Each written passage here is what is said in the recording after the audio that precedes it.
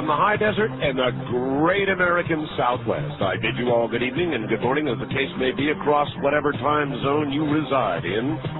From the Tahitian and Hawaiian Island chain in the west,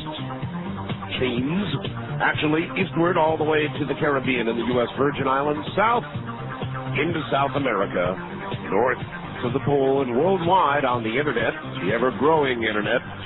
This is Coast to Coast AM. I'm Art Bell. Welcome to the program. Well, the first thing I have for you is a Mel's Hole update. Minutes before broadcast, I received what is a fax which is dubbed Subject Final Hole Report. Check this out, guys. First of all, I want to thank you, your listeners, and your callers. I particularly want to thank the skeptics because they are the ones that really help me. I have decided to take the money and run. I've made a lease agreement with regard to my land. The lease is to provide me with a sum of money to be deposited into an account in Australia. The money in Australia would allow me to immigrate to Australia because I would normally be unable to immigrate there because of my age. Australia, unlike the U.S., has very strict rules regarding immigration.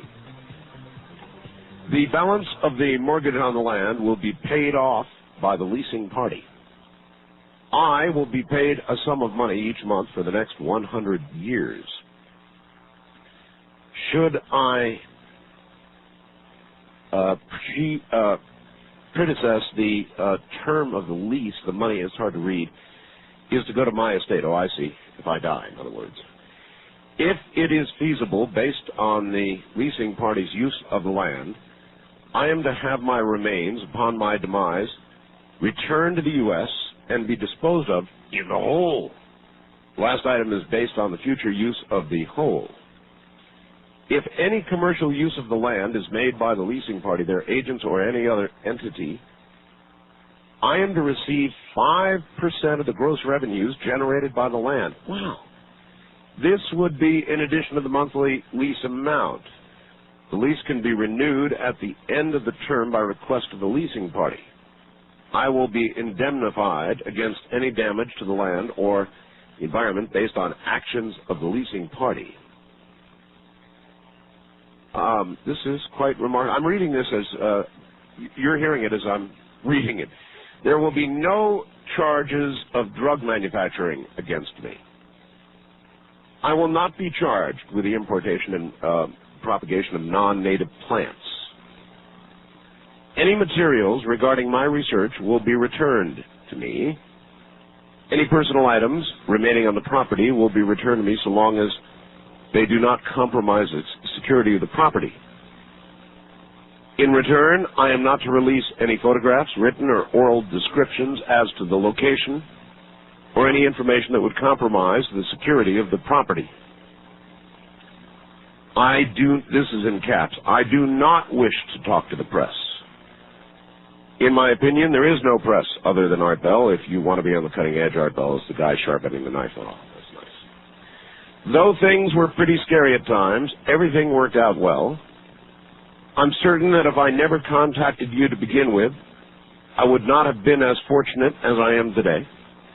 It is amazing what can happen over the span of just a few days. Friday. I'm trying to make it to the end of the month now. Now money will not be a problem, ever. Thank you and all, and let Mel's Hole enter into that murky territory of urban mythology or conspiracy theory. This is the end of the trail. Mel. P.S. Yes, they will tell me about the true nature of the hole. No, you will not hear it from me.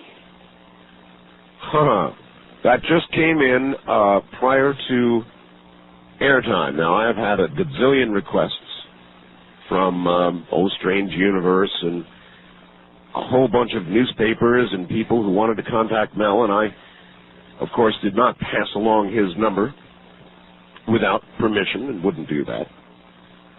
And so there you have it. About 2 minutes prior to airtime, that fax came in, and I'll read that one more time later in the morning so all of the audience is sure to get it. Wow. The final saga, question mark, in Mel's Hole. I've got two other hole stories here that we'll get to later. Remarkable hole stories.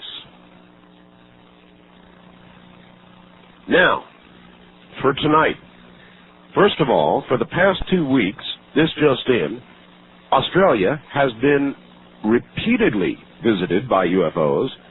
Over, get this, folks, 50 encounters have been reported since February 1, including 2 landings in the suburbs of Melbourne. The flap began Saturday, February 1, with an incident in Tasmania, the island off Australia's southern coast. A family there reporting finding traces of a weird, bright yellow slime jelly in their yard. Ooh, that sounds familiar.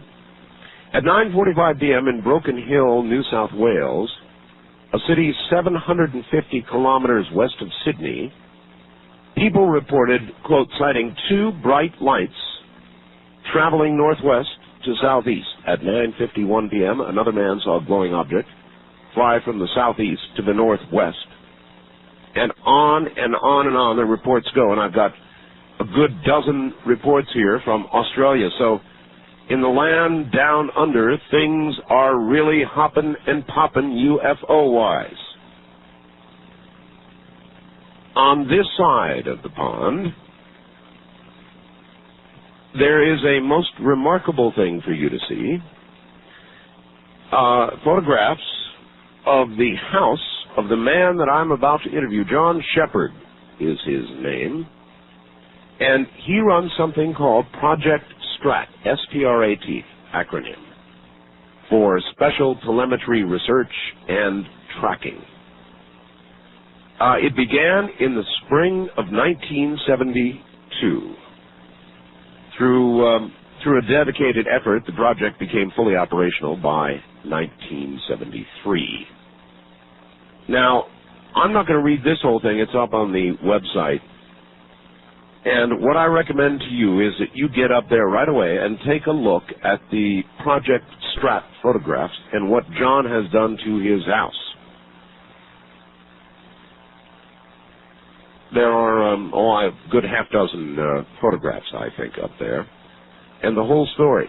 Otherwise, we're going to unwind the story here on the air in a moment. So coming up, a man who is trying to contact UFOs from Michigan and has been trying to for many years, John Shepard. All right. Now to Michigan. Let's find out what part of Michigan. John, welcome to the program. Hello, Art. Hi. Thank you for having me on the air with you. Oh, happy to have you. Where are you in Michigan, John? Well, I'm in the northern lower peninsula, not far from Traverse City. Actually, northeast of Traverse City by about 38 miles. Okay. How old are you now? Right now, I'm... Good. That's a good question. I think I'm 46. 46. Getting up there anyway. 46. All right. You began all this when you were how old? Well, now that's... I'm even thinking back to the beginning of when I first was in kindergarten and got kicked out of kindergarten. Why? That's because oftentimes I would leave the classroom. I got bored in kindergarten, and I would end up going down to the boiler room in the school building, which was on the southeast side of Detroit where I lived. And I would go down there and talk with the guys that run the boilers. And they would show me the sight glasses and let me peer inside of them and see them working. And I got real interested in that sort of thing, mechanical things, electrical things. Machinery. Machinery, exactly. And that drove the teachers nuts. There'd be a fire drill. They couldn't find me. Yeah, there you were down with the boilers. Right where the fire would probably break out first, of course. Yeah, I had similar beginnings, John. I was tearing my mom's appliances apart, that kind of thing. And very bored with the school as well, so we share that. I have a feeling we share a lot here. Yes, I sense this too. It's fascinating. You know, we have I think a natural interest in electrical things, the energy and how it works and how it affects things, how it does things. Yeah, that resulted in my tearing them apart when I was very young. Cutting things up, disassembling them. I got in more trouble, John. Oh, man, I've got a list of trouble here I did when I was young like that. Well, anyway, look, around, skipping ahead from kindergarten, I mean, this business of beginning to try to attract UFOs, and a lot of people out there would say you ought to be really careful what you wish for or try to achieve, but why did it begin? How did it begin? That's a good question. I started out after all this past the kindergarten stage and on into the 60s. We're talking early 60s, mid 60s now. Mm-hmm. I was fascinated by programs like The Outer Limits, Forbidden Planet, and The Day the Earth Stood Still. All favorites of mine. Yes, very powerful, very influential kind of things. Things like TV I had never really seen before. They were kind of almost a whole new creative genre or release of ideas. And especially Outer Limits being a series, there was every week there was something different on there. And the one that I remember most clearly that started me off on this track a little bit, I think, was the Galaxy Beam, the first pilot episode. That was something. And with that, I was off. That had my imagination just going like crazy. And if you remember that episode, this guy that worked at a radio station was in the transmitter building and had his own little setup there. He was... You know what? I don't remember it yet, so go ahead. Yeah, he had his own radio set up at the transmitter where he could broadcast programs, not music per se, but he was broadcasting like codes and information out into space trying to contact a distant star system. And in this segment, he established contact, and he had like a very neat special effect. They had this like glass box where it looked like they were superimposing and projecting oscilloscope images, lithogen figures, this kind of thing, on this glass. And this being would kind of fade in and appear in here in this glass chamber. And it was like it almost reminds you of what would now be a hologram by today's standards. Way back then. God, I missed that. How could I have missed that? Oh, it's a wonderful segment. It is brilliant. If you ever get a chance, you'll want to check it out. It fired my imagination so much. All right, you must have been, what, a teen at that point, or how old? Oh, boy. Since I was born in 51, let me think, probably between 12 and 16, probably. Very impressionable age. Yes, very. And, of course, there was their first flying saucers. There was all this other stuff about, alien visitors of one form or another. And that really was fun. I mean, I had my imagination going. But what really gelled it, were the Dexter Ann Arbor sightings in the mid-'60s. That was the final straw. That really got interesting for me. Those were particularly interesting sightings, and I briefly looked before I went on the air because I have a tape of some air traffic people talking about them, all kinds of confirmation, the guy sitting in front of the radar screen talking about it. I've got all of that on tape. Oh, fascinating. Oh, yes, it is. Because I heard a lot of this through WJR radio when I was living in the southeast side there in Detroit. Mm-hmm. During this time, I was glued to that radio. It was mysterious. I was hearing these incredible stories about this object that was set down in a farmer's field that was like a large oval shape and had a quilted surface to it. And the farmer that owned the field and his son went out there to look at it. Didn't get very close to where the point where son said something like, "Look at that awful thing." And it started to glow, and it lifted off the ground and took off. And it was really just had me tranced. I have no other words for it. And something unusual happened shortly thereafter. Because I was so fascinated with these sightings, I spent nights outside watching I had a Tasco 10-power handheld spotting scope, nothing fancy. I would sit out there evenings and watch the skies and watch the skies. See lots of planes go over, the regular kind of thing. Sure. And one night I experienced something that to this day still remains pretty much unexplained in my mind. And I even ended up with a witness to it, which is even stranger. It was about 9 p.m., and I'm thinking it's approximately 4 to 10 days after these first batch of sightings. And, I was out there for night after night, nothing. And then this one night, I watched what looked like a star moving across the sky relatively slowly. It had no flashing lights on it or anything like that, but it was about the first magnitude in brightness. It was quite bright. It almost looked like Venus, how bright Venus is. Right. Quite clearly visible and moving. And it was moving from the west basically to the east, from where I remember living in the sunset and all that.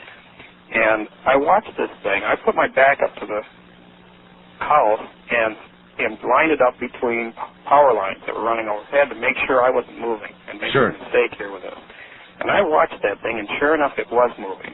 It moved to a point of about a 45-degree angle to my viewing point. And at that point, I could just see what looked like a speck of light drop out of it. Just there was no doors opened or anything like that, but I saw a speck of light. That's the best description I can give. Just appear from it and just descend very slowly down towards the city skyline. The object continued on overhead until I couldn't see anymore. The other object that descended got to the point where you couldn't see it because of the light from the city. It got down into the lit area and you couldn't see it anymore. Now that was kind of strange. I thought, boy, that's weird. Why would an airplane drop something out of it like that? I was thinking these kind of things. I thought, boy, that's really fascinating. Sure.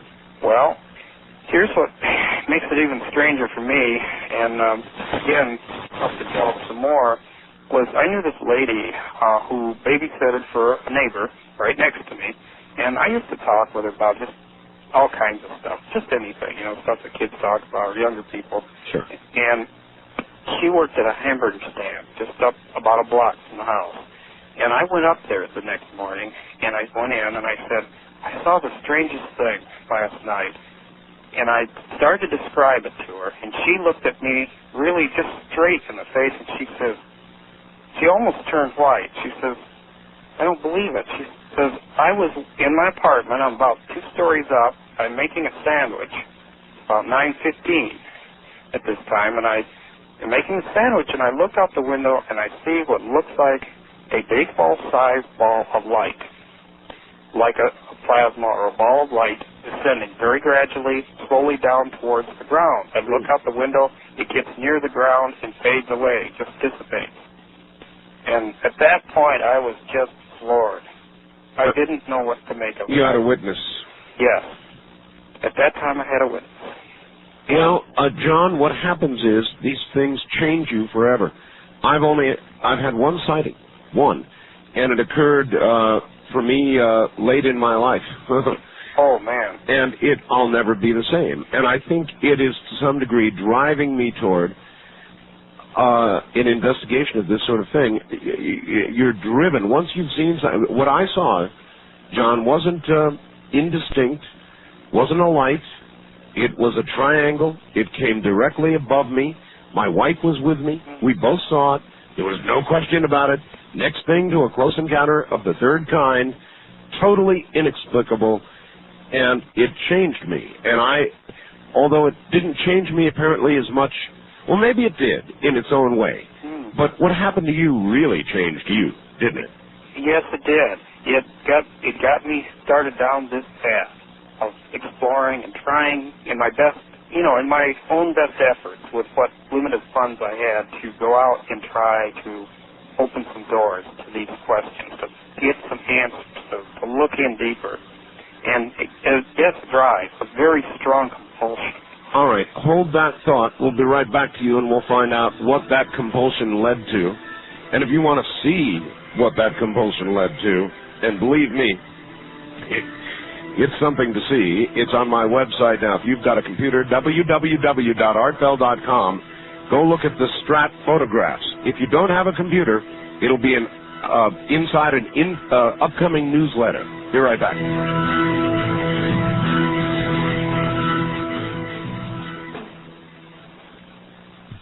This is TRN and CBC, Talk Radio Network and Chancellor Broadcasting Company, home of Coast to Coast AM with Art Bell.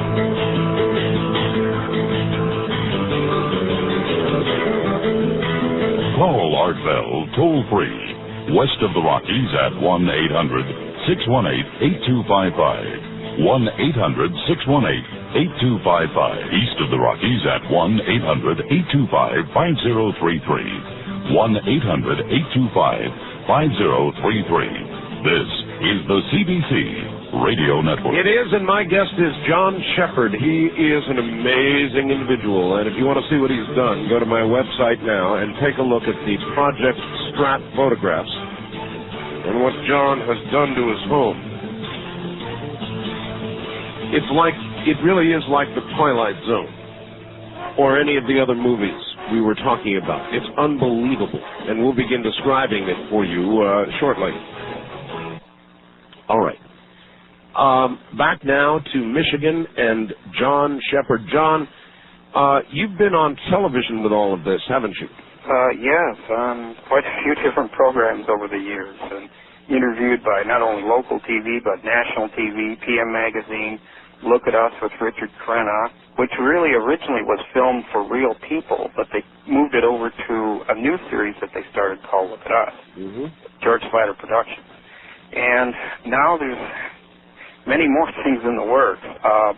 Seems like most recently Turner Broadcasting will be carrying a segment featuring a lot of my work called Searching for UFOs. And they're talking a tentative date of June 29th. Well, I have a lot of friends at Strange Universe and Hard Copy, and I would think they would both be very, very interested. They're such visual mediums, and you have so much to offer visually that I would think they'd be very interested in taking a look at what you've done there, John. And that's what we're going to get to. Again, the word compulsion or obsession comes to mind. And so you had a sighting very much like the one I had. And then begins the compulsion. Mine, perhaps expressed here on the radio. Yours, though, started to take a different direction. You, somehow in your mind, you decided, I guess, that you were going to try and do what? Contact UFOs, or try and actually bring one to you, or what were you trying to do? That's basically it. I was trying to contact them, and a UFO or object, intelligence, whatever you want to call it, and bring it in, home it in, get it close enough to where instruments could pick up electromagnetic fields, radiation, and or be able to photograph it, visually observe it, and so forth. I didn't go with the idea that I'd make contact in the sense of a communication. I went with the idea of, can I attract their attention? Can I lure them in? Can I get them close enough where they can be photographed, observed, or I can check them out more closely in a little better detail. All right, aside from this incredible amount of equipment that you have amassed to do this job, I guess I'm kind of curious. Well, you did attract them once, didn't you? You actually had some come down close by. Yes. While you were transmitting. What I wanted to ask though, John, is, my God, we've got, I'm on 328 radio stations or something right now, and there's RF going out all over from the planet, FM, AM, television, CB, hams, you name it. The spectrum is just buzzing with RF. Why do you think John Shepherd's RF would particularly be heard or recognized by a UFO instead of all this other spurious stuff? Well, that's a very good question, and even I've thought about that. I myself have wondered that same thing. Is it just sheer coincidence, or was there something maybe that's just a little different about it, like the frequency? which that was one of the reasons I chose the lower bands, besides FCC regulations, etc., was the interesting and curious thing that has been reported for many years and related to UFO sightings was that they were able to home in on the power lines day or night and locate the power lines and attach themselves to it or draw energy from them. That they were attracted to the 60 hertz power lines. Right. That's true. Yeah, so that is a strong point in why I chose this general frequency range. But I thought if I expanded on it a little bit and varied it enough, I started out by broadcasting tone burst pulses or tones, just a multitude of tones, 24 hours a day, over and over again. Then I got into broadcasting nature sounds, like songs of the humpback whale, things like this. And it wasn't more than a year after that I decided to go with music. Music was a powerful thing in my life, so I thought, well, music, of course. It's pretty universal, even here.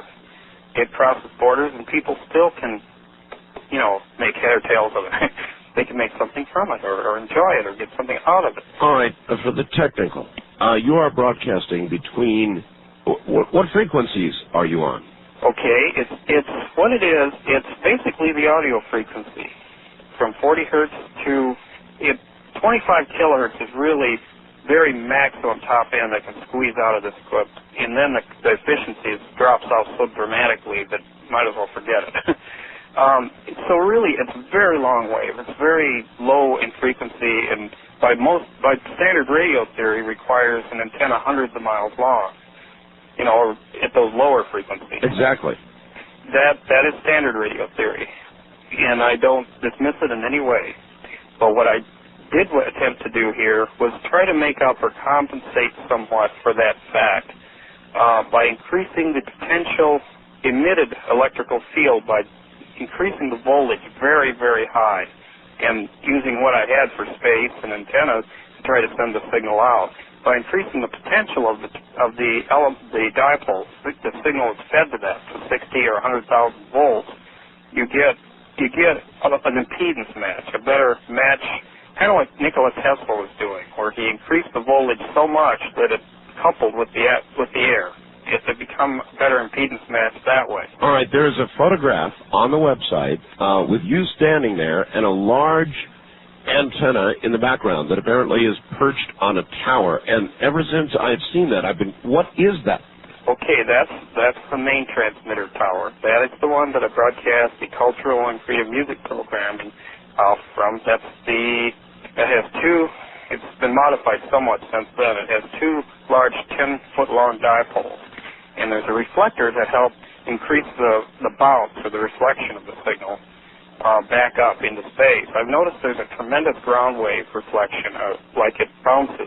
There's a point where you can detect it, and it reverses its phase when you're measuring the signal's intensity. So there's also a ground wave that sets up with the ground. It's about 18 feet above the ground, and the signal from that antenna element there is reflected like on the antenna itself, on the reflector, and on the ground, and it goes back up. One time, and I've never tried it in a plane. That's the one thing I've thought about. I wish I had the use of the space shuttle, so this would be awesome. But anyway, we did try a cherry picker bucket and went way up about 80 feet above this thing, and the signal was just phenomenally loud, very intense, much more intense than even the side field of peripheral radiation given out by the antenna at ground level. It was, unless you were very, very close to it. It was interesting. There was a stronger irradiated signal in the vertical plane. So theory, to some degree. What do you listen to this on? What can you hear it on? Okay, what you can hear it on is basically, in the simplest terms, a friend and I designed and built a wideband amplifier detector. It's a non-tuned receiver. This is one of the devices we use. I have a tuned one as well, but it uses 741 op amps, a dual pair of those. Right. And the gain is cranked up way high on this. We're using an open-end antenna basically on this. You can put different types of antennas on it, plug them in, different types of pickups, magnetic and open circuit. And with a foot-long antenna on that thing, it just blows your ears out. If you're standing 30 feet from that tower, it just blows you away because you have to turn it way down the game. Is there not some, you're running, how much now power, 1,000 watts? Yeah, 1,000 watts. My God, that's a lot of power at that frequency. Now, isn't there some biological danger of that kind of power at that frequency? You know, that's a question I've had asked so many times. That's an interesting question, and I'm fascinated by it. Now, I've watched in the mirror. Every morning I get up, I check to see if there's a third eye developing in the center of my head or any other strange mutations. But actually, I don't feel any ill effects yet. I've been around this stuff for 20 years or better, you know, around these electromagnetic fields, and especially in the accelerator lab here, where we've got these two-story high machines that put out nearly the same potential as that antenna, and they're right inside of a room in the house. Well, yeah, that brings another incredible photograph to mind that I've got to ask you about. You apparently knocked out a floor of your house in order to build this great vertical apparatus. Right. What in the hell is that? Okay, let me give you a little background on that. That is basically what we did. We built a room onto the house, a 38 by 16 extension or addition to the house that's all shielded. It's got shielding in the walls and a grid under the floor and so on and so forth. Are you married? No, at present I've got a relationship, but I'm pretty much just a single guy doing what I do. Okay, well, when all this began, you were living with your parents, weren't you? Grandparents. Grandparents. Right. Are you now alone? Are they still there? Or have they passed on? What? Yes, they passed on. My grandfather passed on in January of 1980, and my grandmother about 6 to 8 years later, if I recall correctly, she passed on. So really what happened there was my grandmother and I, after my grandfather passed on, decided to put our savings, our life savings, hers and mine, into this addition to the house. I can imagine it would take that, at minimum. At minimum. It did. It took everything we pretty much had. And I had a little bit of money left over to invest in trade stocks with and things like that to keep it going, and that's about all it did. I mean, there must have been a moment when you had a conversation with and you sat down and you said, Grandma, I need to build an addition onto the house to build all this equipment so we can contact UFOs. Now, what did your grandma say? Actually, my grandma was very in favor of it. She even suggested it in a way. She had a very strong interest in these types of things, and she had almost a natural psychic ability. She surprised me a couple of times, really, really seriously surprised me. And I didn't know she had this ability. This wasn't something like she would talk about or anything very often. But she saw one time, almost like, or similar to remote viewing, she had an experience with a lady that, this gal was the wife of the manager and owner of the Antrim County Airport at the time. And she came over to the house, and she was troubled by something. She asked my grandma about it, and I can remember my grandma detailing in incredible detail about an aileron that wasn't the cable or something controlling the aileron in this plane that was on the ground wasn't right for some reason. And she detailed this for her because she was worried about it, okay? She went back to the airport, this lady, and she checked this plane, and sure enough, there was a problem with that aileron. So your grandma was kind of psychic. Right. All right. Well, anyway, so you sat down and you proposed, Grandma, your life savings, my life savings, we're going to convert them into this grand project to try and attract UFOs. And she went for it. She went for it. She had seen one before this, long before this. That'll do it. Yeah, that's it. All right, so, again, referring to this photograph, what in God's name is all of this? Okay, you're talking about the one where I'm standing down in the lower level of the accelerator lab, I'm sure. An accelerator lab. Okay. For short. Okay, all right. It's gigantic, whatever it is. It towers way, way above you. 18 feet, 6 inches. Yeah. What is it? It's easily described as a giant tank circuit. And the easiest way I can describe it in radio jargon, it'd be like the final output stage or the stage just before you're coupled to the antenna. Okay. It's an array of capacitors, resonator plates that work together with capacitors to create. You don't get a tuned notch in these frequencies. You tend to get an efficiency range or a hump. That's the best way to describe it. You don't get such a thing as a perfectly tuned, real tight spike. Right. If you do, then you've limited your frequency to that range, and that's it. Here, you kind of you either got to approach it on the shotgun effect, or you've got to go with a spread spectrum. So you want something broader. Right. And still have some degree of efficiency. But because of the frequencies, of course, physically, everything is bigger. Gigantic, actually. Yes. Down in the hertz range. Gigantic. Huge. And the voltages operating here as high as 150 kilovolts. You Wow. see, physical separation of the equipment is absolutely essential. You find yourself blowing things up real quick. Have you blown many up? Yes, there was a really interesting experience a few years back.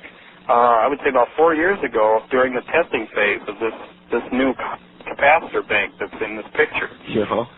There are glass plates in there that I got scrounged from a glass plate company and from some old TV sets. Uh-huh. I polished them up real good, and they're about a quarter-inch thick. And they're 24 by 20. And I put a screen on each side of these glass plates, okay? Ordinary screen, cut it to size to tune it, to give it a tuning range.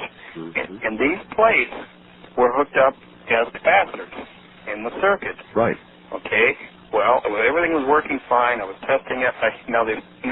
Imagine that there's 2 inches of space between the edge of the screen and the edge of the glass on each side. Okay, so you're talking... A lot of airspace there, yeah. Yes. And what happened was we were running it, I pushed the voltage up to about 85,000 volts potential between those 2 plates.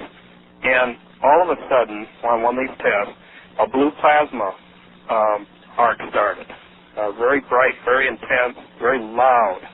And it was a matter of maybe 3 seconds, and that glass exploded. It went all over the lab. There were fragments everywhere. Very loud, very percussive kind of explosion. Heaven's sakes, if my neighbors would have heard that, they probably would have thrown me out of the neighborhood. That's a separate topic, by the way. How do you survive with your neighbors? Well, with all the incredible land restrictions and things that are going on these days, it's a miracle that we've got some retired folks that are far enough away that either their hearing isn't real good or they don't really worry about it a whole lot. I've been lucky. I've been very lucky. But they must have seen the publicity of what you've got there. Yes, they have. And matter of fact, here's an interesting story related to that, a brief one, where when I first started doing this stuff, before the room was added on, and there was equipment creeping out into the dining room of the house and the living room, one of the neighbors stopped over, and he was a farmer kind of guy, and he looks around, and he looks at my grandma and grandpa and the equipment, and was he into some kind of radio or something? He's looking at this, and he can't quite figure it out. There's racks, floor to ceiling, of course, full of instruments. And there is a photograph on the website of your grandma and grandpa with you there. It looks like you've already absorbed half the living room to me. That's correct. Uh-huh. And they got one side, the TV's got the other side, and the equipment's got the rest. It's pretty much that's what it is. And there was even lab equipment and microscopes and other things in the entryway between the living room and dining room. I mean, surely people would come over and ask your grandparents whether you had lost your mind, or whether they had lost theirs, or worried about an explosion, or, I mean, when you look at all of this equipment, John, to be honest with you, because of, I understand, the frequencies you're working with, everything is so gigantic that, I mean, to the average person, John, it looks like a madman's laboratory.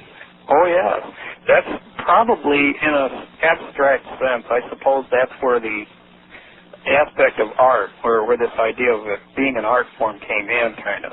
And totally coincidental to the fact that I've always had a creative spirit to build things and work with my hands. Well, when people see this stuff, now here's a good example. Not too long ago, just after this edition was put on, there was a couple of had a car problem out front. It was all right, John. We're going to hold on to this until we get back from the top of the hour, all right? Sure. Everybody, you've got to see this. Trust me when I tell you. Go to my webpage and look at what's there, Project Strap, at www.artbell.com.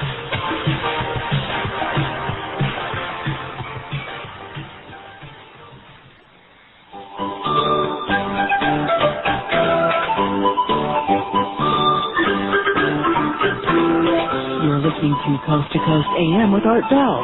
Listeners west of the Rockies can call Art toll-free by dialing 1-800-618-8255. If you're east of the Rockies, the toll-free number is 800-825-5033. If you've never called Art before, you may use the first-time caller line at area code 702-727-1222. And the wild card line is area code 702-727-1295. When you get through, let it ring, and Art will answer your call in order on the air. This is the CBC Radio Network.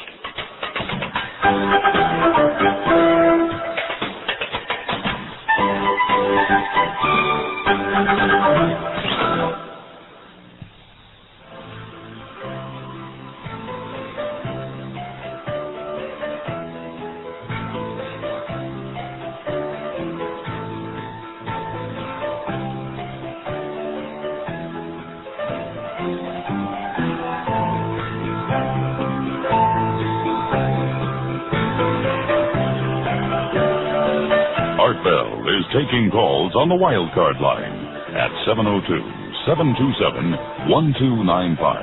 That's 702-727-1295. First-time callers can reach Art Bell at 702-727-1222. 702-727-1222. Now, here again, Art Bell. Well, all right, my guest is John Shepard. John has built what it is very difficult to describe. He has converted his house in Michigan into this gigantic transmitter, this ultra-low-frequency transmitter designed to attract UFOs. It really is hard in words to describe what he has done. The photographs are on my website. What I would like to do when I begin to take calls here shortly is take calls from those of you who have seen the photographs. So if everybody else would hold off a little bit, and if you have been fortunate enough to have been to my website and seen the photographs, you will understand the magnitude of what John has done. Or maybe you've seen him on TV or have seen newspaper articles showing these photographs. He convinced his grandmother to invest her entire life savings along with his entire life savings, and they converted their entire house into a transmitter. It's incredible, and we're discussing various aspects of it right now. But I would like to restrict the lines to those who have seen the photographs for now. So if you would be so kind, everybody just sort of hold off on the phones unless you have actually seen the photographs. And we'll begin to get calls here shortly.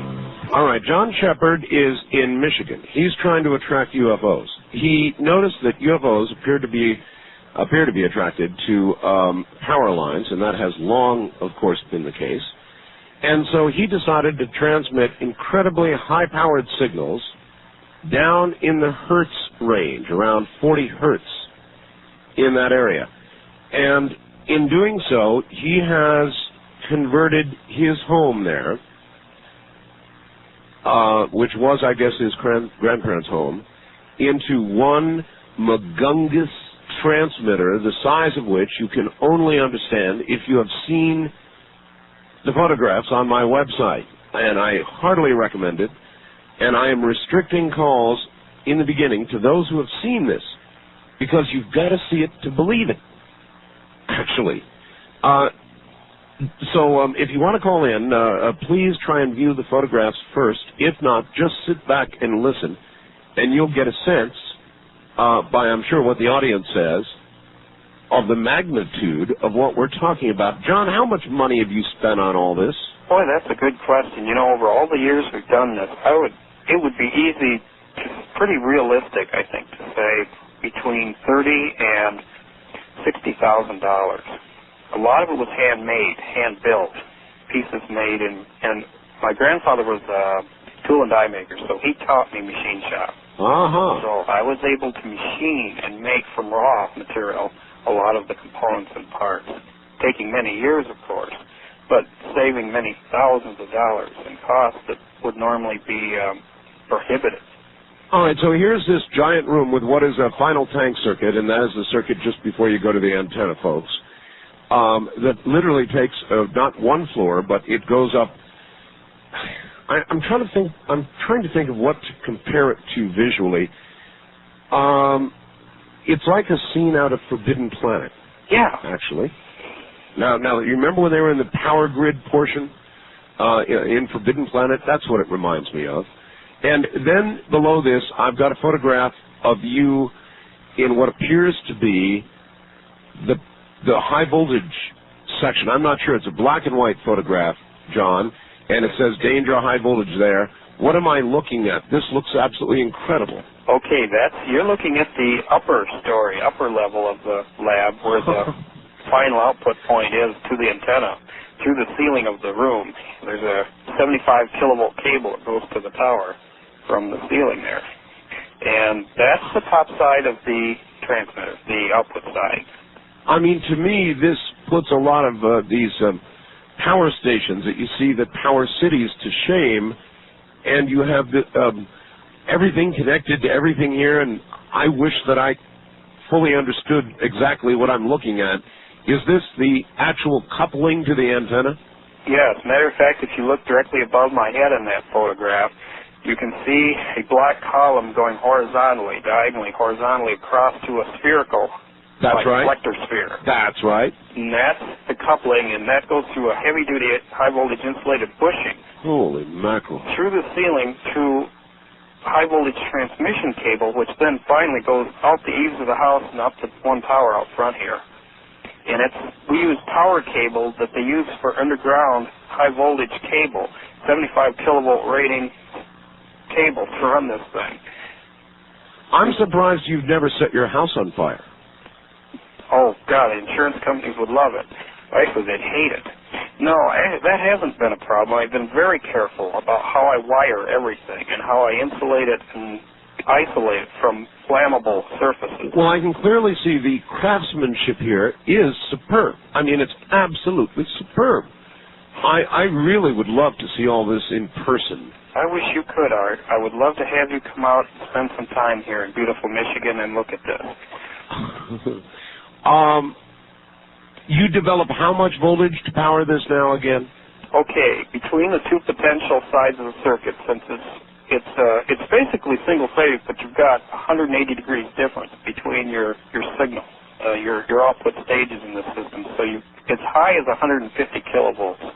By that time, though, when you're running at that high a voltage, you can hear and feel it in the air around you, and you can smell the ozone. That room, we got big ventilator fans we've had to add to the room to reduce the ozone concentration. Yeah. I'm sure that's true. And you're broadcasting from 40 to 1,000 hertz. Is that about right? Or actually, efficiently, between 40 hertz is it's really good on the low end at 40 hertz. It tapers off as you go above about 800, 1,000 hertz, but we still push it to about 12 kilohertz. So we really push it at 12. Things get warm at 12. I can imagine they do. Was all of this operating when your grandma was alive? She got to see the first.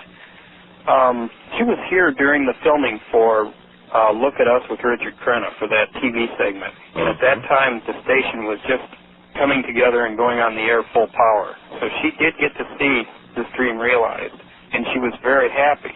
She truly enjoyed it. She felt that it was a worthwhile effort to try to discover what these things were and to look into them deeper. What about John Shepard and the FCC? Does the Federal Communications Commission rule in the area in which you transmit? Well, they didn't used to.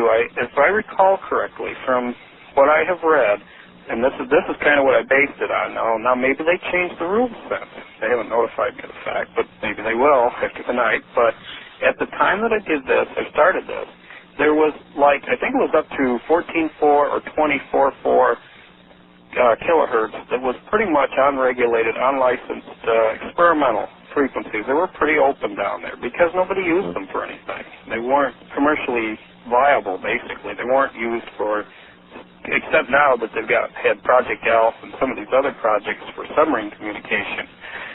There had been no real use for that frequency, as far as I was aware. And obviously there's no interference, or by now they would have said something. We haven't caused any problems with local reception or anything like that by being this low in frequency. You're not interfering with anybody's submarine communications? Not that I know of. I've been watching the lakefront out here to see if a submarine ever pulls up out front here. Uh-huh. If they do, then I know we've made a boo-boo. Do you have collaborators and friends who help you with this, or are you all on your own? Well, I'd like to take that back a few years so I can kind of bring that into a better focus. All right. Okay. In the early 60s, when I first got into all this electrical stuff, in the early to mid-60s, my grandfather was interested in what I did, and he was a tool and die maker, but he had a fascination with automotive coils and relays and basic things like that. He wasn't real electronically minded, but he had an extremely good knowledge of mechanics, so he was able to build things that I kind of asked him to build. Like if I needed a rotating spark gap device, he could make it on the lathe and machine it. And he taught me, of course, the same thing. But I started out pretty much with building these things, experimenting with stuff I used to find in the alleys of Detroit. I used to roam the alleys looking for old radios, old TVs, anything I could find, because I didn't have any real money. An allowance was $2 a week back then, so you didn't go out and buy much, and there wasn't even really a Radio Shack. Sure. So anyway, I started out on that kind of a level with it, and it wasn't long before I was really able to put those components together. Best way to describe it is I got a feel for the electrical properties of things and how electricity behaved. I didn't have it written down in formulas. I didn't have the math to do that, but I had a feel for it, and I could put these things together and get certain results. Sometimes there were some rather amusing moments where there would be an explosion and a pretty black hole in the carpet. My grandpa a number of times gave me a reprieve from such efforts. And then I would come back and try it again, and usually either with the result of a much larger explosion and a bigger hole or a breakthrough. And that's how it all kind of got going. And then moving forward a little now into the mid-70s, I still do to this day have a very good friend by the name of Mike Johnston, who you probably may have hacked you one time. He is an artist, a creative person, very, very interesting person. He and I grew up together, okay? His dad has a cottage next door to this place where I live now with the lab. Okay. And it started out back in about, I think, 72 or 73, just shortly after this station went on the air. I used to go out with this spotting scope. I had the same 10-power spotting scope that I saw the object with. And I'd just go out and look at stuff and play around. I was just having fun. And one day they were over next door in the fall burning leaves. And I just sat down behind a pile of leaves here that were in our yard, and I'd watch through the spotting scope. And I saw Mike. He was young then, too, about my age. He's actually a little younger. And I would see him through the heat wave, and I was kind of just watching him and checking out the neighbors, didn't really know them. And I got brave enough to the point where I actually walked over and said hello, and I told him what I was doing. And at that point, he just seemed to be fascinated. And we struck up a great friendship, just a fantastic friendship. And ever since that time, we've shared a lot of inspiration, ideas, and things related to a lot of the same areas. So he's helped you out. He's helped you. Yes.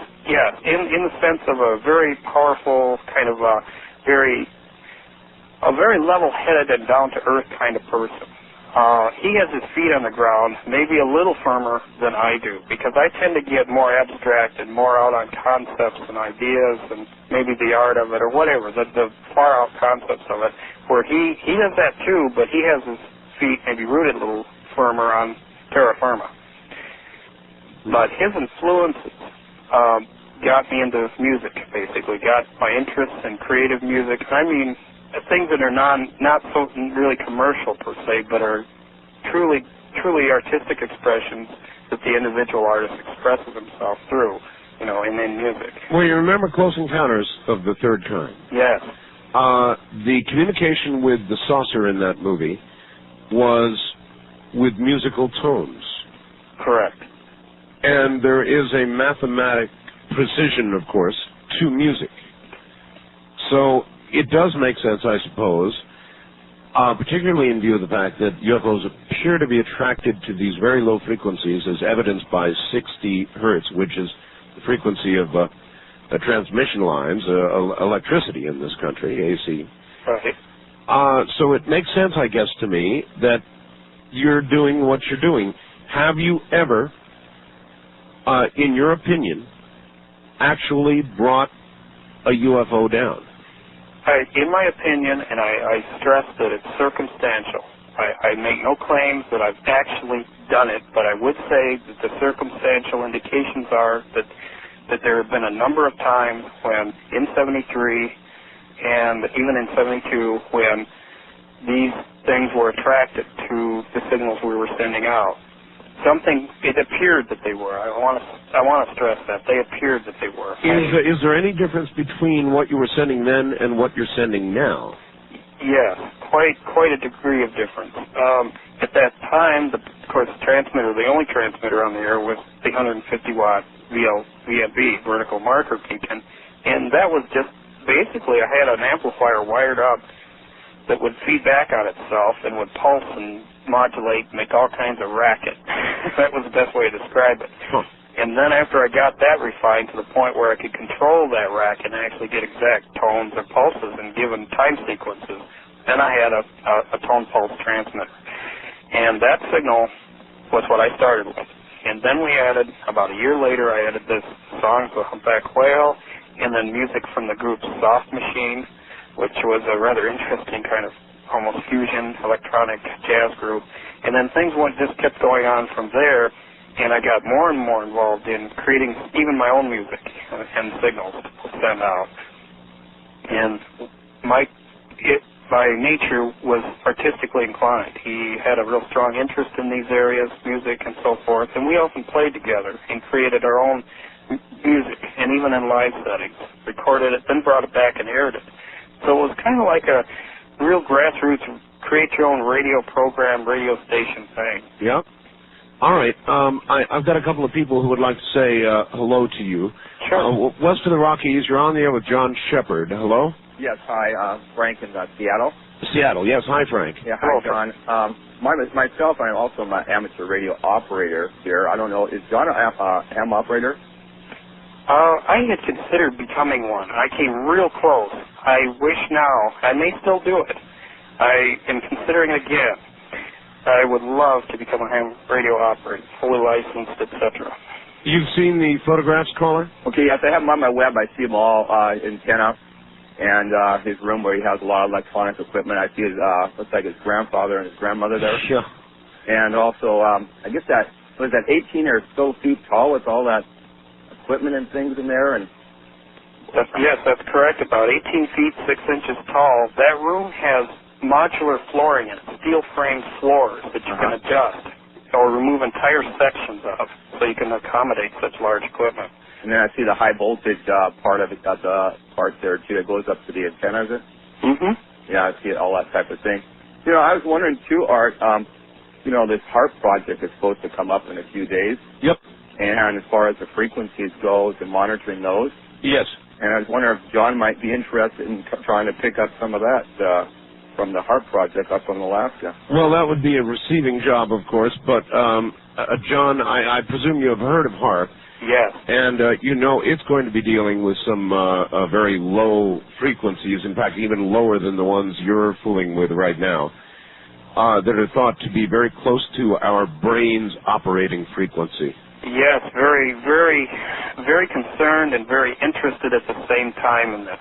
And I will be doing some serious efforts towards monitoring this activity. Now, you mentioned not only on your webpage but on your program the other night about the frequencies and that they'll actually be issuing a card. That's rather fascinating. But most of those frequencies that were given were in the, I think it was 6.99 or 9. Yeah, 3.44 megacycles or something, megahertz, and 6.99, something like that. Right. But eventually they're going to be fooling with very, very low frequencies. And yours are pretty low, and that's why I asked you about the biological effects. You're running awfully high power on very low frequencies, and I really would be concerned for some sort of biohazard connected with this. But you tell me you have no third eye yet, and right. It is interesting though that I have felt some unusual in one case. I will say there's one case where. All right, hold the case. We're at the bottom of the hour. We'll come back and discuss that in a moment. One case where something happened. We'll find out.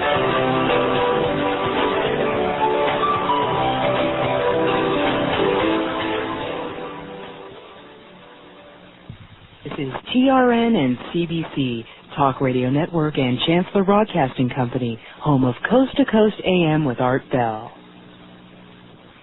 Hi, I'm Art Bell. Survey says people love it, and I think you will too. We don't do your cookie-cutter style talk radio. We don't sit here and bash for hours on end. Instead, we explore interesting, intriguing, strange, even bizarre topics. And I'll tell you what, it's a lot of fun, it's different, and it's right here in the middle of the night.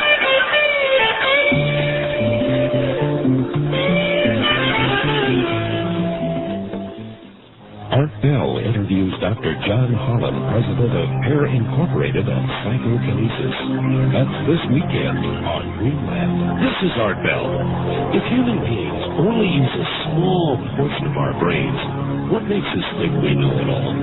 Just because we can't prove it yet does not mean it may not be so. Greenland.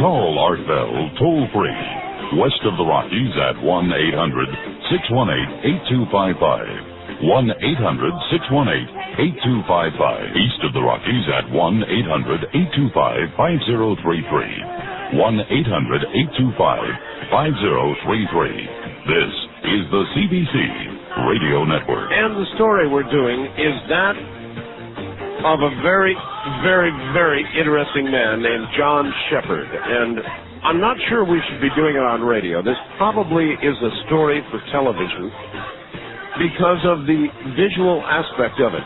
Now, I know that not all of you by a long shot have computers and can see the photographs that we've got up on the website.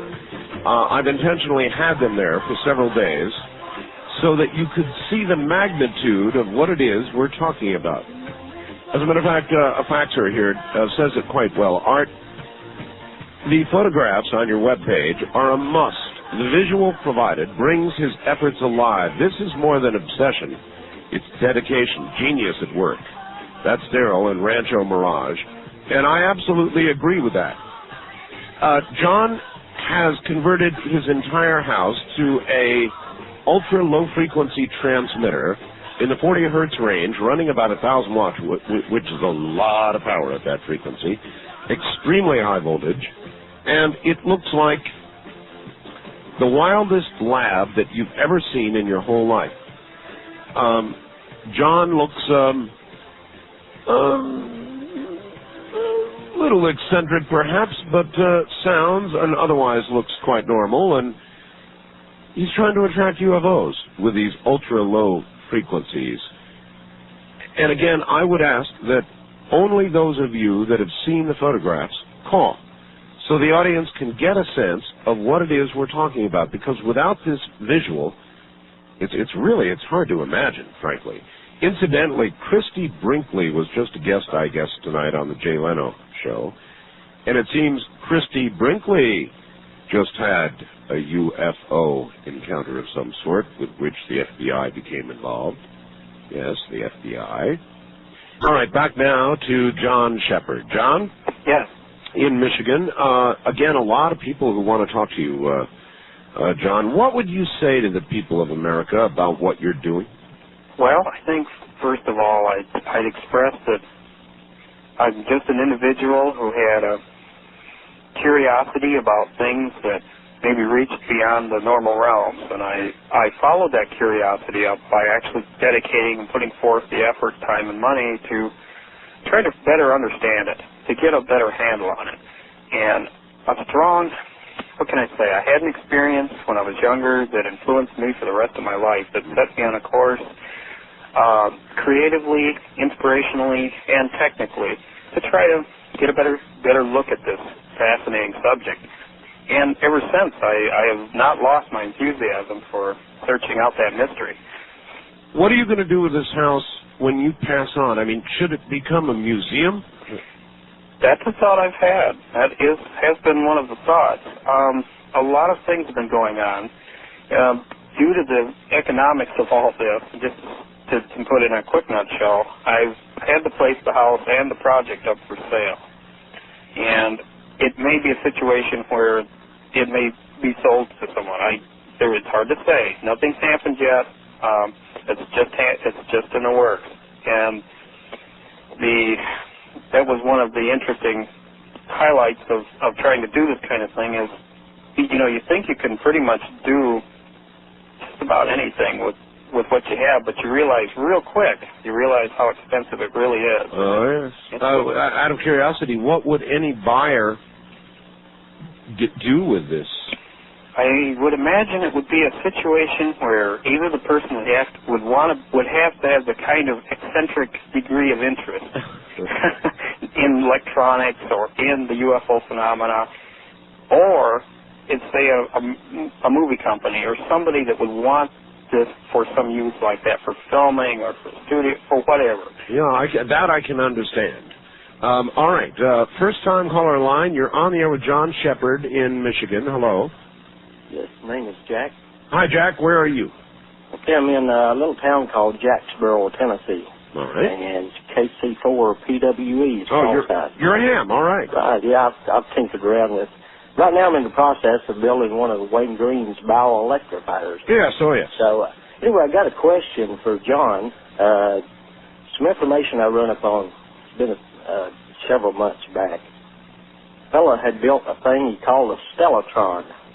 His name was Dr. L.G. Lawrence, and he's the president of the E. coli Institute of San Bernardino, California, Research Institute. Are you familiar with him, John? No, matter of fact. Nor am I. This would be the first time. Okay, what this Stellatron thing is that he built is it picks up the biosenses off of plants, like when you play music on a flower, or is telling how the flower reacts to it and so forth. Mm-hmm. This is what this Stellatron is, and he took all kinds of different readings off a plant. And in the article, in the commentary that I've seen about this, he talks about being able to point this Stellatron up into the sky and pick up all kinds of different types of signals. And this is the only person I've ever heard of that's using any kind of instruments of this type to get any kind of readings off of any. Well, he didn't say. What did you think what it was. What did you think of the photographs of what John has done? Well, it was amazing. Some of the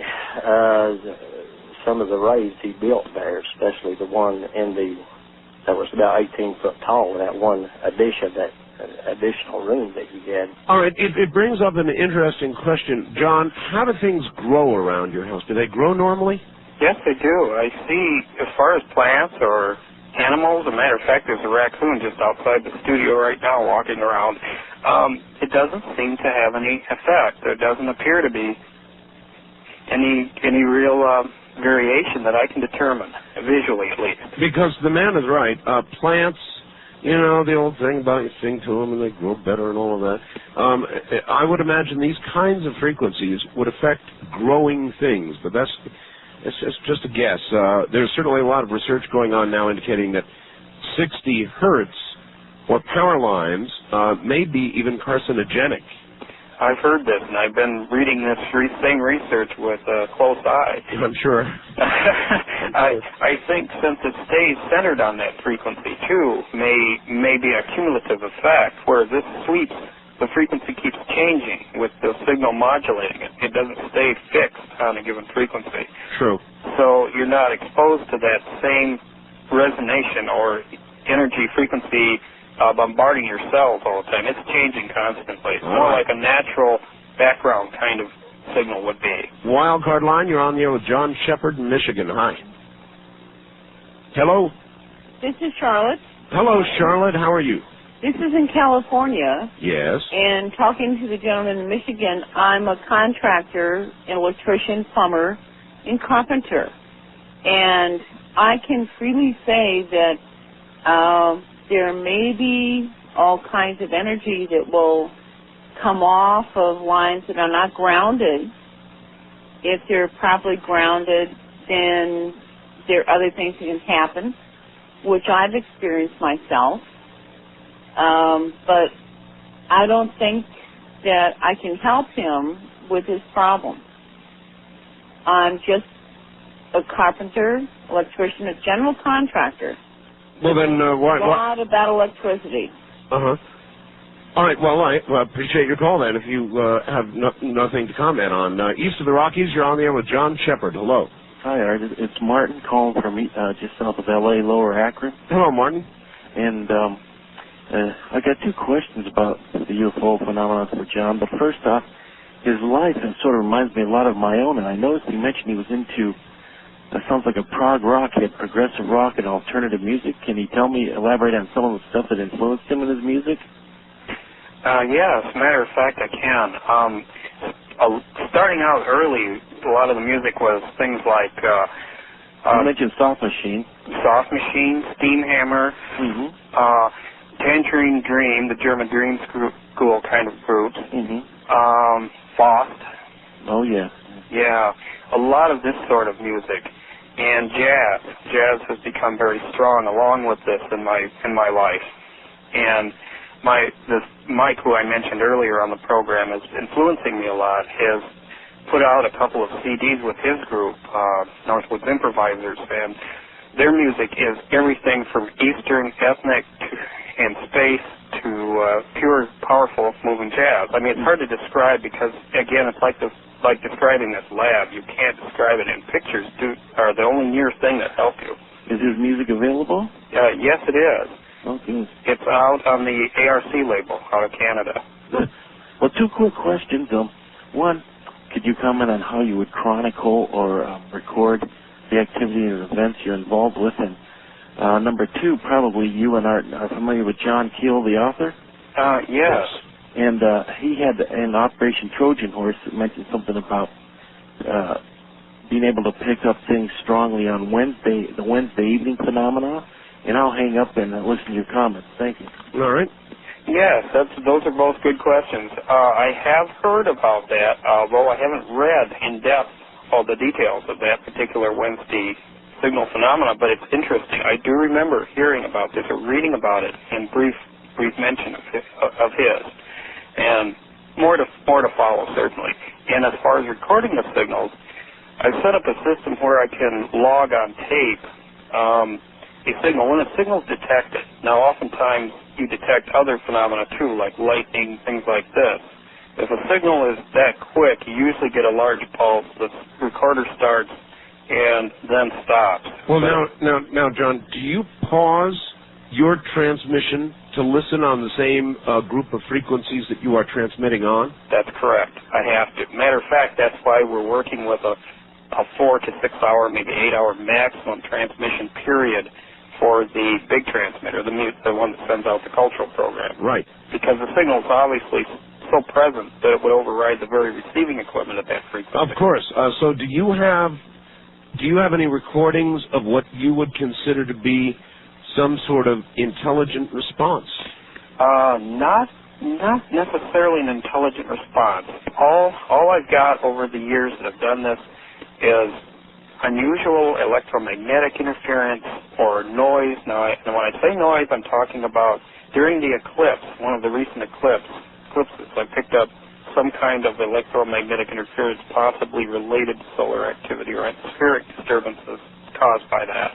That created a lot of unusual signal noise, but it was random. It wasn't patterned in any particular form. All right, but I guess my question then would be, John, after spending all of these years and the better part of your adult life building and operating this incredible setup and not getting anything tangible back in terms of a signal or an absolute UFO visit, other than perhaps the one you described, why do you continue? Well, it's best described as when you're like an artist, or you create, you have a creative inspiration based on an experience. You continue to want to create. You continue to want to build these enormous things and reach out and continue reaching. No, I just simply never gave up. Maybe like a gold prospector who never strikes his big vein, but he's always out there looking for it. That's it. That's precisely it. There's that 1 in a million, or 1 in 1,000, or 1 in 10 million chance that maybe someday within your lifetime you're going to find that big vein, that mother lode. Yeah. Well, maybe. West of the Rockies, you're on the air with John Shepard. Hello. Hello. This is Abe from Seattle. Yes, sir. I had a couple questions for John and one for you, Art. All right. First of all, I have some interest in electromagnetic detection. I was wondering, does he have any ideas for a wide field, deep space tracking for electromagnetic detection?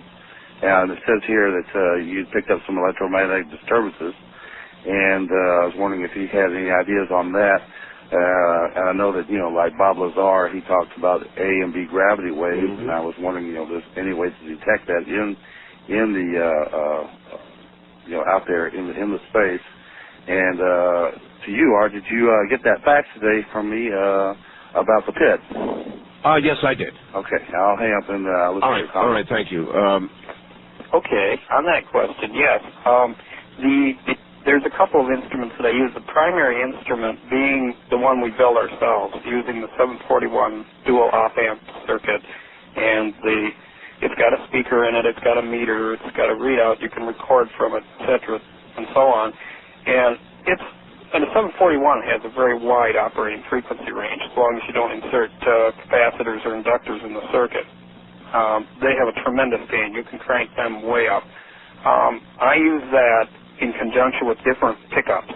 Everything from magnetic coils that are hand wound. Some of them I've had them as big as 8 feet in diameter with many turns of telephone wire on them, and set them up on the yard and then listen to see what I could pick up. And you hear all kinds of things. You hear AM stations, you hear a lot of earthside stuff, but you also hear whistlers and things in the atmosphere caused by electrostatic disruption, like from lightning and things like that. And they're almost like an echo. They're really interesting.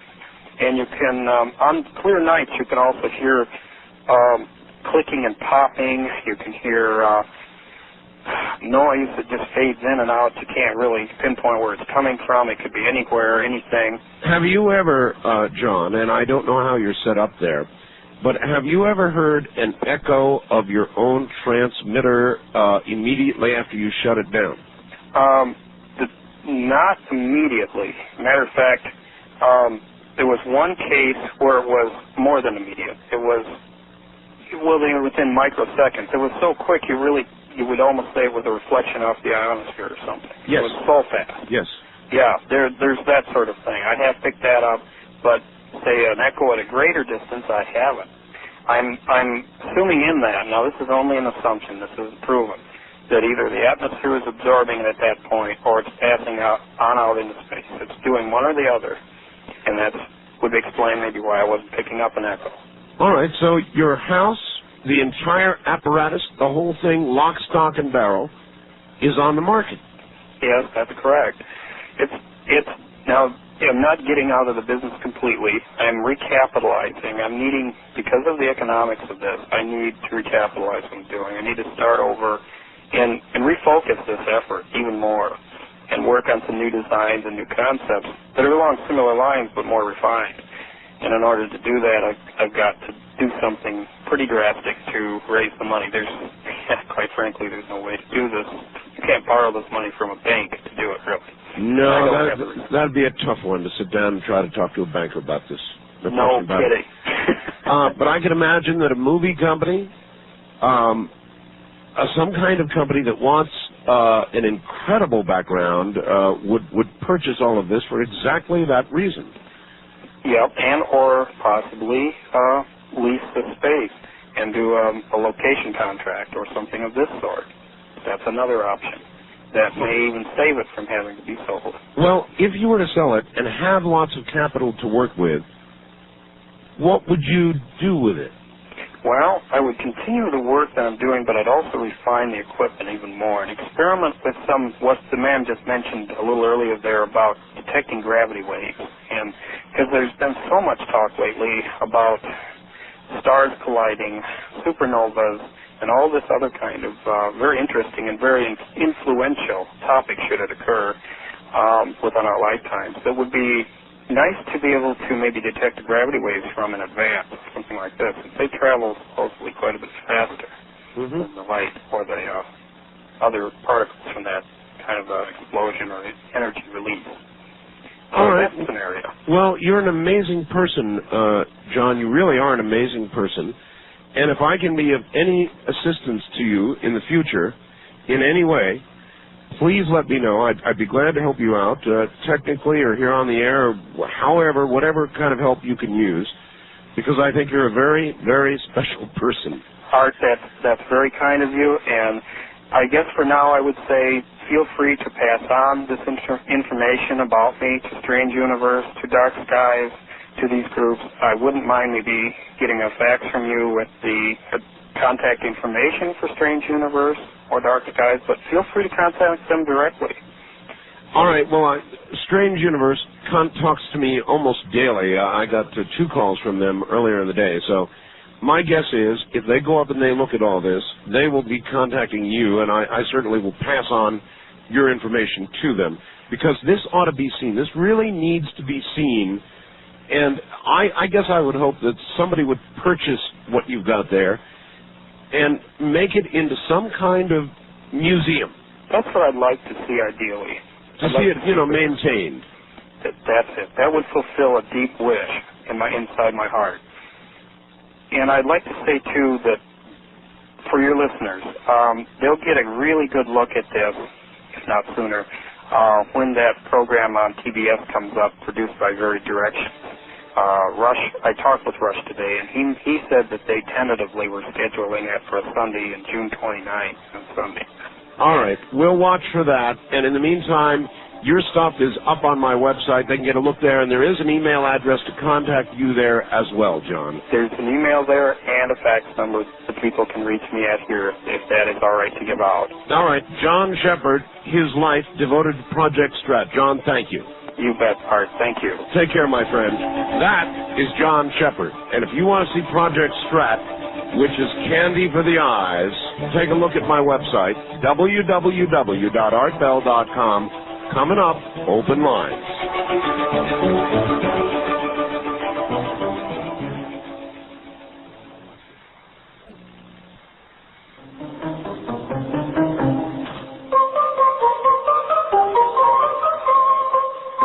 You're listening to Coast AM with Art Bell.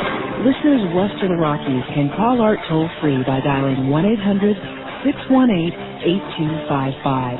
If you're east of the Rockies, the toll-free number is 800-825-5033. If you've never called Art before, you may use the first-time caller line at area code 727-1222. And the wild card line is area code 702-727-1295. When you get through, let it ring, and Art will answer your call in order on the air.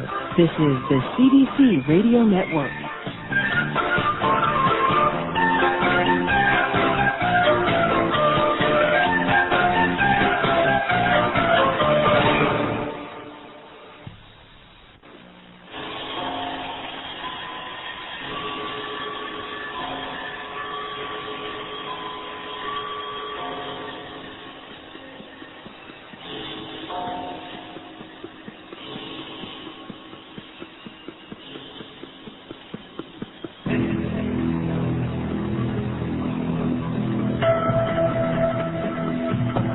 Art Bell is taking calls on the wildcard line at 702-727-1295.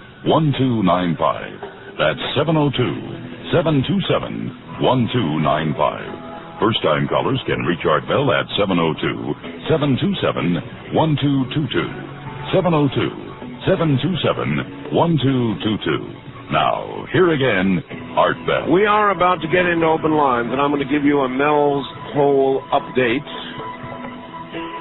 The final chapter in a moment. I received this just before airtime, and the story of another mystery hole that somebody sent me earlier in the day. Actually, a couple of them. All right.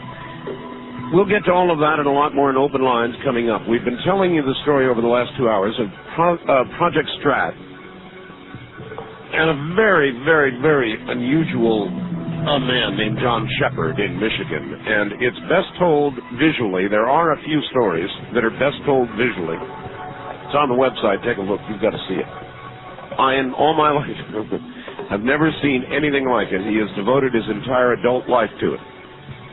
All right, here we go. I received this literally a couple of minutes ahead of airtime, and it has to do with Mel's Hole.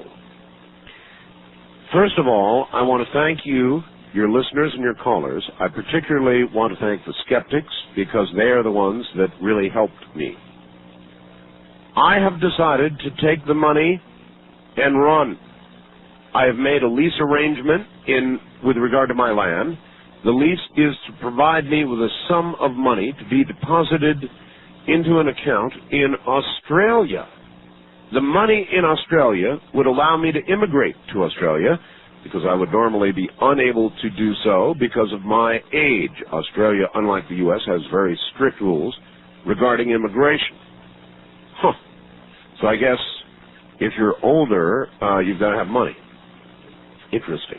Anyway, he goes on. The balance of the mortgage on the land will be paid off by the leasing party. I will be paid a sum of money each month for the next 100 years. Should I predecease or die, the term of the lease, the money is then to go to my estate if it is feasible based on the leasing party's use of the land. I am to have my remains, upon my demise, returned to the U.S. and be disposed of in the hole. This last item is based on the future use of the hole. This is incredible. He goes on, if any commercial use of the land is made by the leasing party, their agents, or any other entity, I am to receive 5% of the gross revenues generated by the land. This would be in addition to the monthly lease amount. The lease can be renewed at the end of the term by a request of the leasing party. I will be indemnified against any damage to the land or environment based on actions of the leasing party, etc. I'll be indemnified against any damage to the land or environment. He goes on to say, this is a little hard to read. There will be no charges of drug manufacturing against me. I will not be charged with the importation and propagation of non-native plants. Any materials regarding my research will be returned to me. Any personal items remaining on the property will be returned to me so long as they do not compromise the security of the property. In return, I am not to release any photographs, written or oral descriptions as to location, or any information that would compromise the security of the property. I do not wish to talk to the press. In my opinion, there is no press other than Art Bell. If you want to be on the cutting edge, he says, Art Bell is the guy sharpening the knife. Though things were pretty scary at times, everything worked out well. I'm certain that if I never contacted you to begin with, I would not have been as fortunate as I am today. It is amazing what can happen over the span of a few days since Friday. I'm just trying to make it to the end of the month. Now money will not be a problem for me, ever. Thank you all, and let Mel's Hole enter into that murky territory of urban mythology or conspiracy theory. This is the end of the trail. Mel. P.S. Yes, they will tell me about the true nature of the hole. No, you will not hear it from me. So this appears to be the swan song of Mel. Maybe. That came about 2 minutes prior to airtime. I received a very cryptic, strange message from my affiliate, I think it's KXLE, up in Washington earlier today. It's on my answering service. I'm still not sure what that was all about, but it had to do with Mel's Hole. Then somebody sent me the following. James Johnson told a very strange story to the Seattle Post-Intelligencer back in June of '74. The Johnson family had just purchased a new home in Tacoma when their St. Bernard began sniffing around what seemed to be a small hole in the backyard. Thinking he had moles, Johnson ran a 50-foot-long sewer snake down the hole, but he never hit the bottom. Perplexed, he called a city manager who pronounced the opening to be 31 feet deep. By this time, the hole had widened, and he could see the first few feet were lined with bricks. The engineer suggested the family fill it with gravel. To avoid the $500 cost of filling the hole with gravel, Johnson bought, get this, 164 tires from the local St. Vincent de Paul thrift store and tossed them into the hole. He added an old rug, some boxes, several dog bones to the mix, and covered it with a wooden plank given to him by the city. A year passed without further incident. But get this, folks. When Johnson decided to install a sun deck, which would have to be built over the hole, he lifted the plank, and much to his surprise, he found the hole had sucked up all the tires. Johnson decided to research his house's history, and he learned that in the 1920s, the owners had also had a problem with the hole. They had thrown a large quantity of marble and assorted junk down into it. Apparently, this show of disrespect angered the hole, for an explosion literally blew everything out, marble and everything else. The lady living in the house was too frightened to remain and soon moved out. Another former resident stopped by the house and told Johnson his father had lowered him by rope down the hole in 1922. While in the hole, something pulled a bucket out of his hands. The tale of the Tacoma Mystery Hole quickly spread. Johnson was inundated with offers from people to explore it. Finally, he gave permission to one. They found some strange egg-shaped objects. On and on it goes with various theories then about the mystery hole in Tacoma. So, Mel's Hole is not the first mystery hole of this sort, apparently. Now another. Art, this may or may not be related to the hole found in Washington, but I want to share it nonetheless. Back in the spring of 1986, I was stationed in Germany with the U.S. Army. A fellow soldier who'd been to Germany before took me and one or two other friends castle hunting. His teenage daughter had a German boyfriend who went with us a lot on these hunts. Boyfriend, about 15 at the time. told us as we were going to the castle, pronounced like Cologne, that a weird well was nearby. Explained that the man who owned the large land that the hole was in had lost some livestock mysteriously. Not lost as in where did they go, but as in how did they die. Apparently the man had owned the land for years, never gave much thought to this, quote, well on his land. He covered it with a wooden lid surrounded by a stone wall. Sound familiar? So his livestock wouldn't fall in. However, livestock still were dying. Though he explained it was sporadic, that it didn't kill every time they got near it. Long and short of it is this, I saw it. It drained, this hole drained every single flashlight we ever pointed into it. The dogs, check this, refused to get near it, and somehow did something to his sheep or goats, I forget which, that killed them.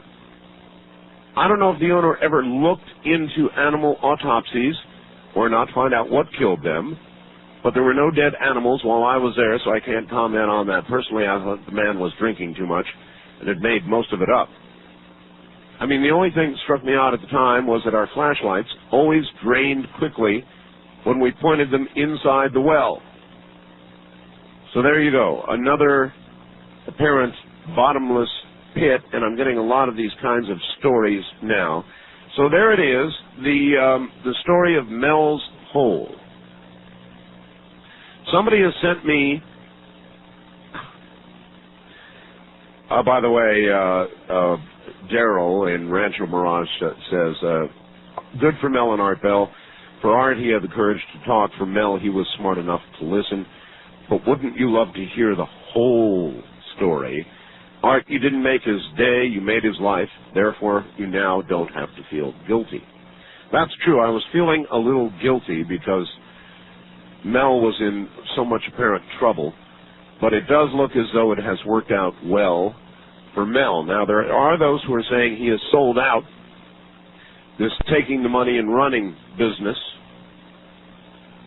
I don't know that I feel that way, and I know it's easy to sit there as an armchair general and say, what a sellout to take the money and to run. But the alternative might have been to lose his land, end up in jail, or worse.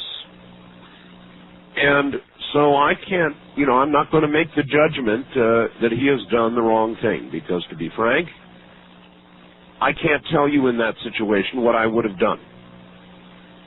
I can't tell you. But it has certainly been a fascinating episode. Somebody has sent me a list now of 39 reasons why cats are better than men.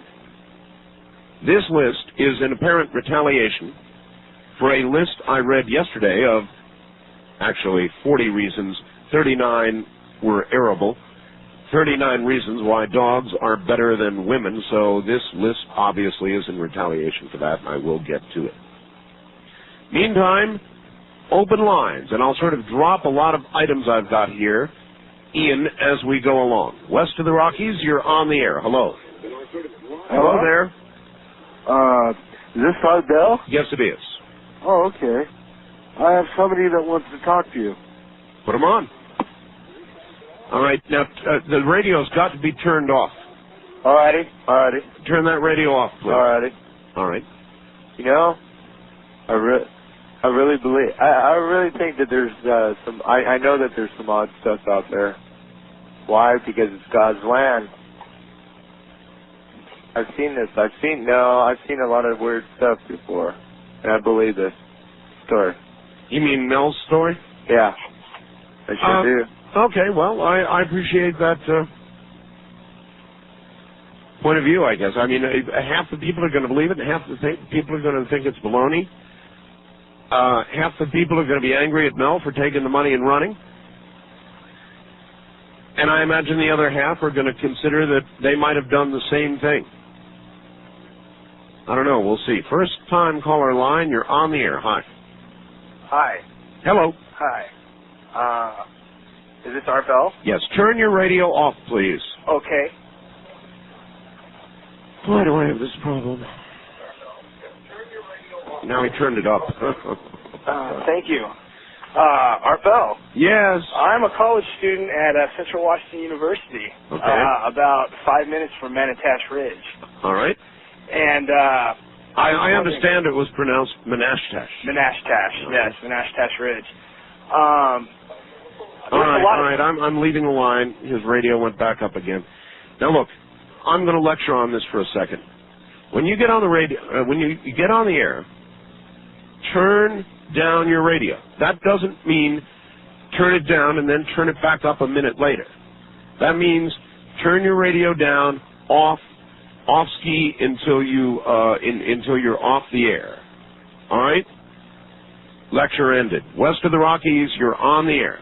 Hi, this is Jason from Joshua Tree. Hello, Jason. Yeah, we're in the high desert too, you know. We're about 60 miles from Victorville. Yes. That's about a 2-day walk or a 2-hour chupa run.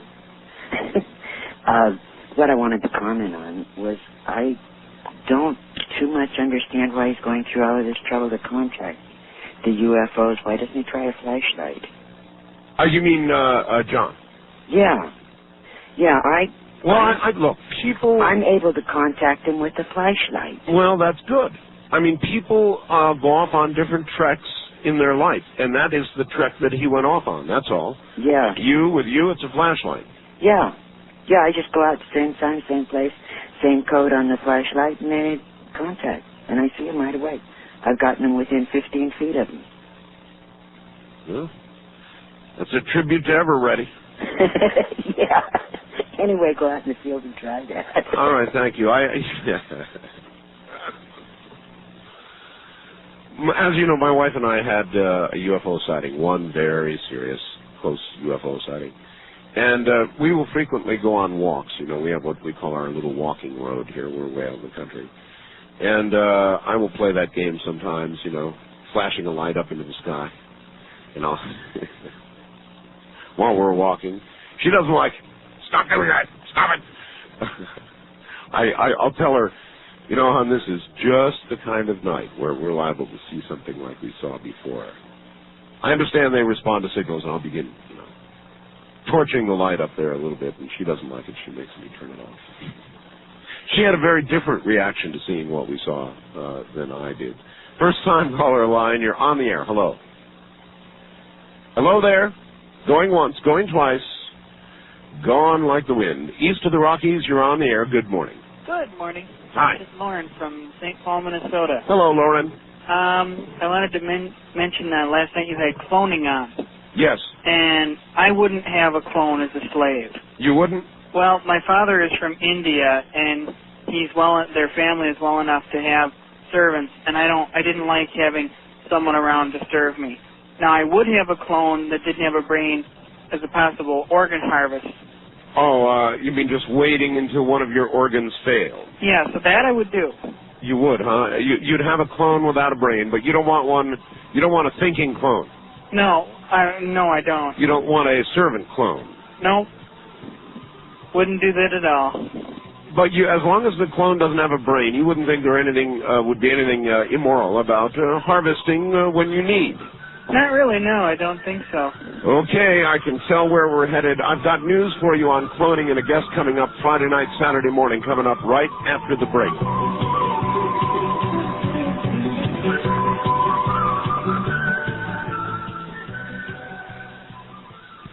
This is TRN and CBC, Talk Radio Network and Chancellor Broadcasting Company, home of Coast to Coast AM with Art Bell.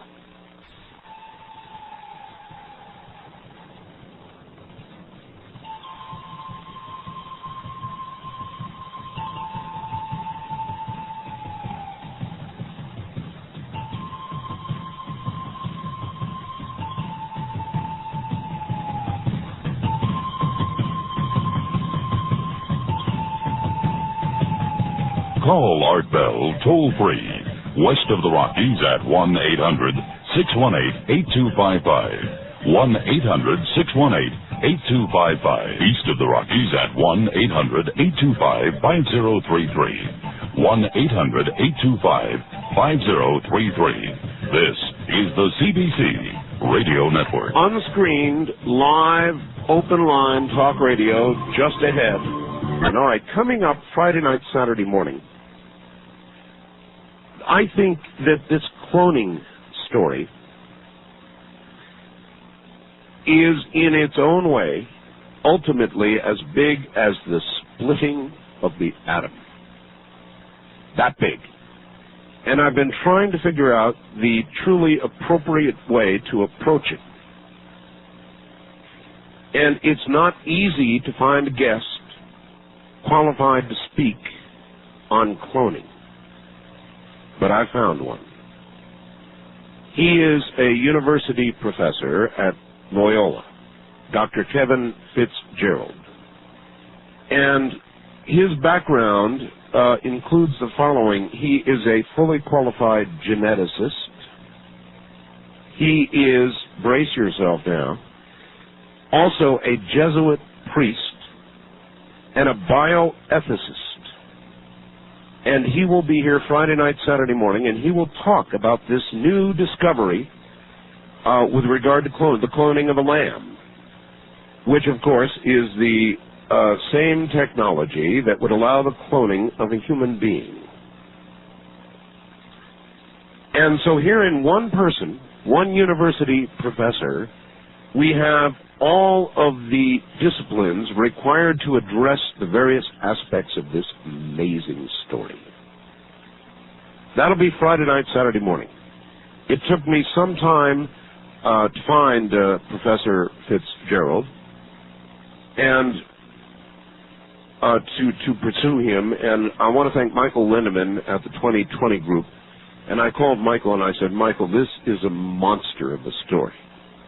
But I want to find a good guest, somebody who would be really qualified, and that's no easy job. And Michael Lindeman led me toward Dr. Fitzgerald, and then I pursued it from there. So that's coming up Friday night, Saturday morning. For now, back to the phones. West of the Rockies, you're on the air. Hi. Art Bell. Yes.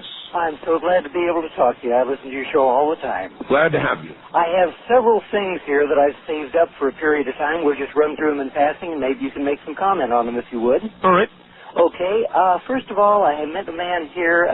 I'm from Las Vegas. My name's Ron. Yes, Ron. And there's a man named Stan Johnson. And he has a story out, the true story of Bigfoot and his UFO connection. I interviewed Stan Johnson. Ah, okay. That's absolutely great. Another man that is extremely interesting and has gone through all sorts of things from remote viewing to much more fantastic things is Carlos Castaneda. I would like to interview him. He has a website. Okay. If you would be interested, I can pass it on to you later. All right. That's fine. In fact, send me some email or something. Okay. Now I have one more thing. Sure. And this is probably the most incredible of all, but you've been talking for some time about the comets, the meteors, things like this. Yes. And there's no way of, say, disrupting a 20-mile wide meteor. Well, I was listening to the reruns of the tapes you had by Al Bielek and Kristen Nichols. Yes. In which they talk about going back in time. Yes. The one man even mentioned a machine, a particle gun, to which they just literally took off the top of a mountain. Yep. But he destroyed the plans. Yes. Let's go back in time and get that machine, and that could destroy a 20-mile meteor. Well, I guess that would do it, all right. That's true. I'm still trying to evaluate what I think about the Philadelphia experiment. And I think clearly something did occur way back when. I don't know if it is exactly as Al Bielek described, but I think at least a good portion of it may have been.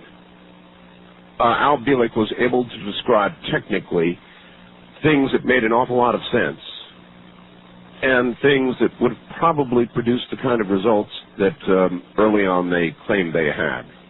So something occurred, and I can well imagine the U.S. Navy's interest, in fact, the Armed Services' interest in invisibility. And that's what they were trying to do, is produce radar invisibility, in fact, optical invisibility. And to this very day, we continue to pursue the same thing with, of course, stealth technology. And at a time that our ships were being sunk by German U-boats on a regular basis, you can well imagine they would pursue that with vigor. So I do think something really did occur with regard to the Philadelphia experiment. Whether it was in totality, as explained by Al Bielek, or not, in detail by Al Bielek, I don't know. But something happened. First-time caller line, you're on the air. Hi. Art? Yes. I have a call in reference to, at the beginning of the show, your guest described a light that fell from the sky. And yes. Yes, I have a similar experience. One light that separated and then fell toward Earth, yes. Yes, actually, what we saw was 3 lights, but he described them as baseball size. Ours were a little larger. I described them as softball size. It was on a familiar road, and my wife pointed them out to me, and we went to them, and... What do you mean you went to them? Well, we followed them, tried to get under them as we were driving. Yes. And we lost them in the trees and kept driving and saw them again, and they fell to the ground, and we lost them again, and this went on for, I don't know, we probably traveled 50 miles, maybe an hour. Trying to catch these lights. Trying to catch these lights, yes. Uh-huh. And you never did? And no, we never did. We ended up parked on the highway watching these lights appear and fall to the ground and reappear again, and we start going down the road again. Well, I couldn't begin to tell you what it would be. I couldn't either. All right, well, I appreciate your call. Stories of lights. I mean, what do you say? I saw a light. Here's an interesting story entitled, actually, this should be submitted for an award, a Darwin Award, I do believe. Detroit, Michigan. A loudmouth office show-off blew his brains out when he sat down in the company cafeteria and played Russian roulette with a fully loaded revolver.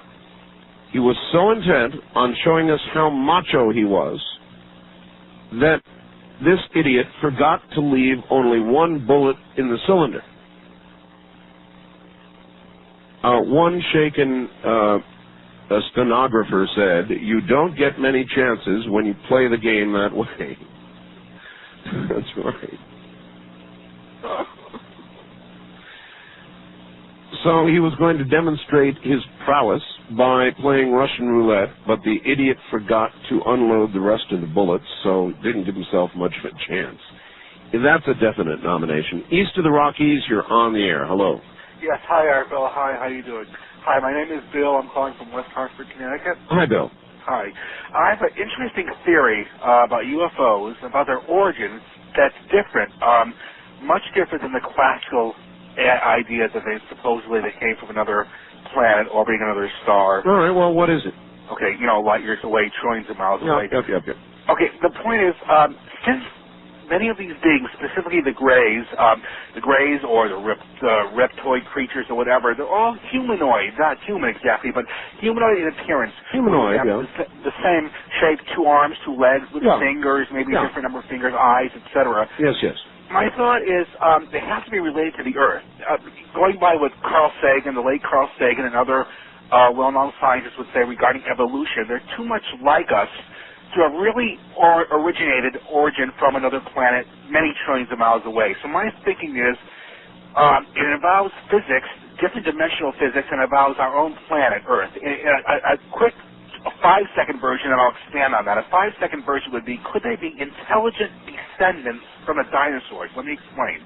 Could they be not so much spacecraft as space-time craft? Could they be vehicles from the Earth of a different timeline? Let me explain. In other words, what would happen if the dinosaurs, this is my thinking, if the dinosaurs had 65 million more years to evolve? In other words, if they came from the Earth in which, in their timeline from their Earth, that asteroid that hit the Earth 60,000 million years ago, let's say, missed the Earth entirely, okay, or hit in the sea and did not generate enough immense dust and debris to have destroyed the dinosaurs. So to make it simple, let's say that asteroid was on a different trajectory, missed the Earth entirely. So on their Earth of their dimension or their timeline, as I call it, they lived another 65 million more years. Could they have evolved into these humanoid-type shapes, like dinosaurs or humanoids or whatever you want to call them, that we see these beings now? For example, dinosaurs don't have hair. All right, I think I've got the picture. Descendants, then, of the dinosaurs in a different dimension. In a different timeline, and they can pop in from the Earth of their timeline to our timeline, back and forth. In other words, let me expand this a little more. Dinosaurs don't have hair at all. These things don't have hair. Dinosaurs don't have ears. They're from reptiles, amphibians. They don't have ears. The eyes, maybe the eyes of these dinosaurs could have evolved to these large almond-shaped eyes that we see now. Dinosaurs are not mammals. These beings seem to be, assuming they exist, the grades and so forth, they seem to not be able to hug the young of the hybrid that people claim to have seen, hybrid between humans and these beings, where they'll ask women who have been abducted, supposedly, and had little beings, hybrid beings taken from their uteruses and so forth. They have the human. All right. I think I've got the idea. Thank you. Descendant from dinosaurs who were not really killed off in some alternative universe. Why is that a likely scenario compared to the straight science version of an extinction produced by an asteroid strike? I mean, it's some pretty good hard science to say that did occur here. Now, I understand that you're talking about an alternative sort of dimensional evolution. I suppose it's as good as anybody else's theory. Hey, guess what? Arthur C. Clarke, the author of 2001, has authored a new book. It's called The Final Odyssey. The Final Odyssey. I can't wait. 3001. 3001, The Final Odyssey. Just coming out. Now, I will read that right away, and I'll tell you a little bit about it. Frank Poole could scarcely believe his eyes. He had drifted, frozen in space, for nearly 1,000 years since Hal, Spaceship Discovery's errant computer, murdered him by thrusting him away from his ship. Now, revived by doctors and regaining his strength, Poole peered down from a room 1,240 miles above the Earth. "My God," he cried, looking out at a cylindrical elevator tower. Now hear me, a cylindrical elevator tower that tapered far, far below, all the way down to the African plain. Then he turned his gaze upward, where the tower stretched to the geosynchronous orbit 22,000 miles high. A space elevator. That is the opening scene from Arthur C. Clarke's new novel, 3001, The Final Odyssey. What an incredible mind this man has. First time caller line, you're on the air. Hi. Yeah, my name's Greg from Chino. Hello, Greg. How you doing? All right. Yeah, I heard you comment earlier about getting cancer from high power lines.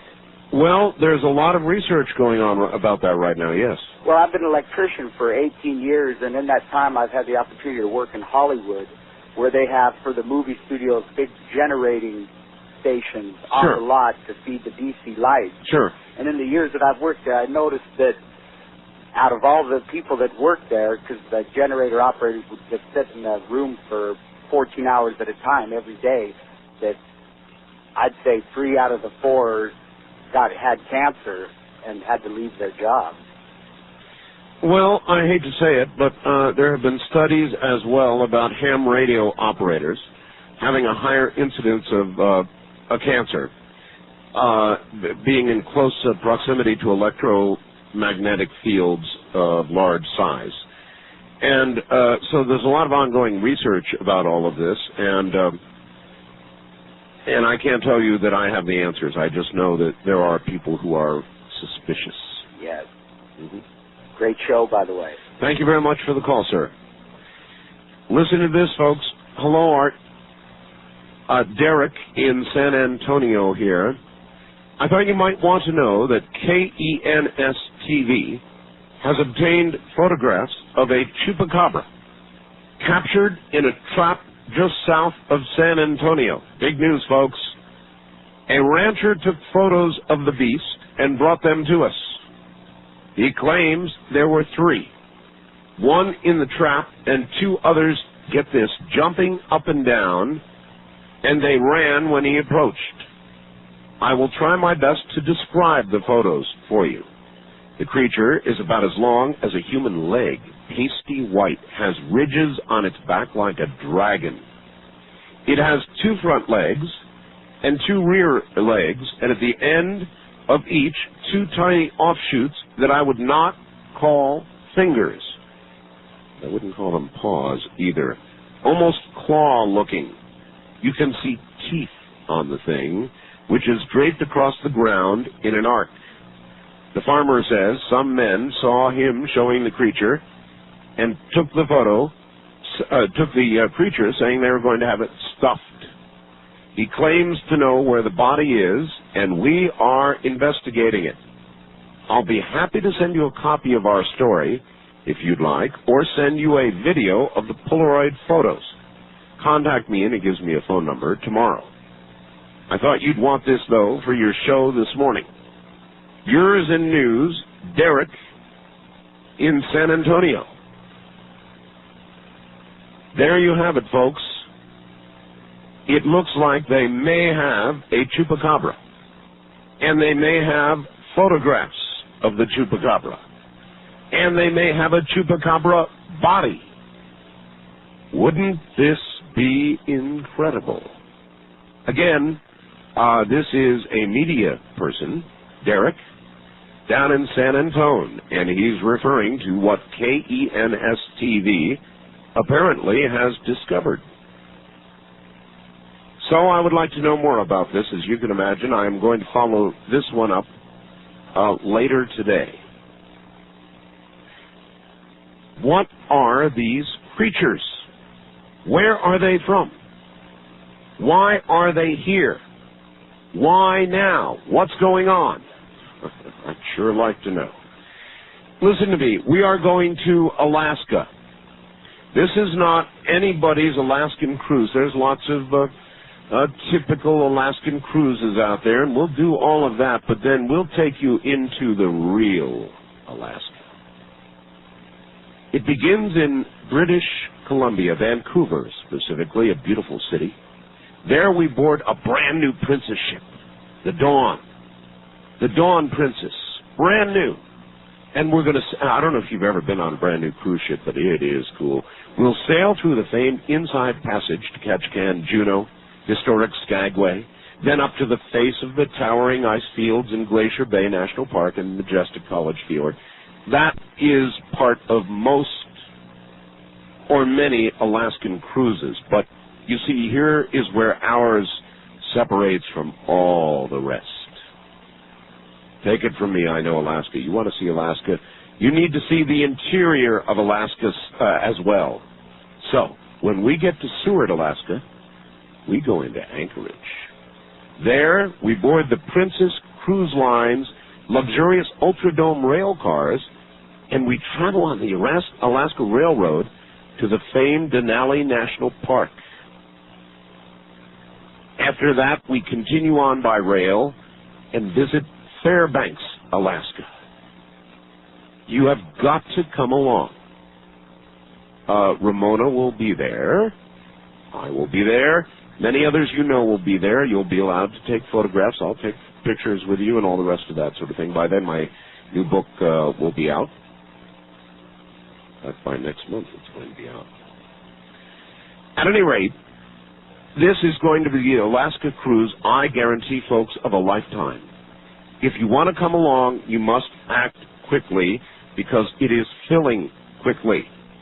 East of the Rockies, the number is 1-800-633-2732. Call it, about 8 o'clock in the morning or something. That's 1-800-633-2732. West of the Rockies, it's 1-800-848-7120. That's 1-800-848-7120. Get that call made because it's filling quickly. We'll be right back.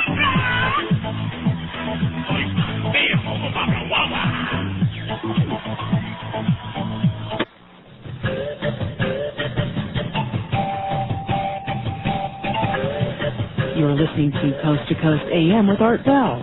Listeners west of the Rockies can call Art toll-free by dialing 1-800-618-8255. If you're east of the Rockies, the toll-free number is 800-825-5033. If you've never called Art before, you may use the first-time caller line at area code 702-727-1222. And the wild card line is area code 702-727-1295. When you get through, let it ring, and Art will answer your call in order on the air. This is the CBC Radio Network.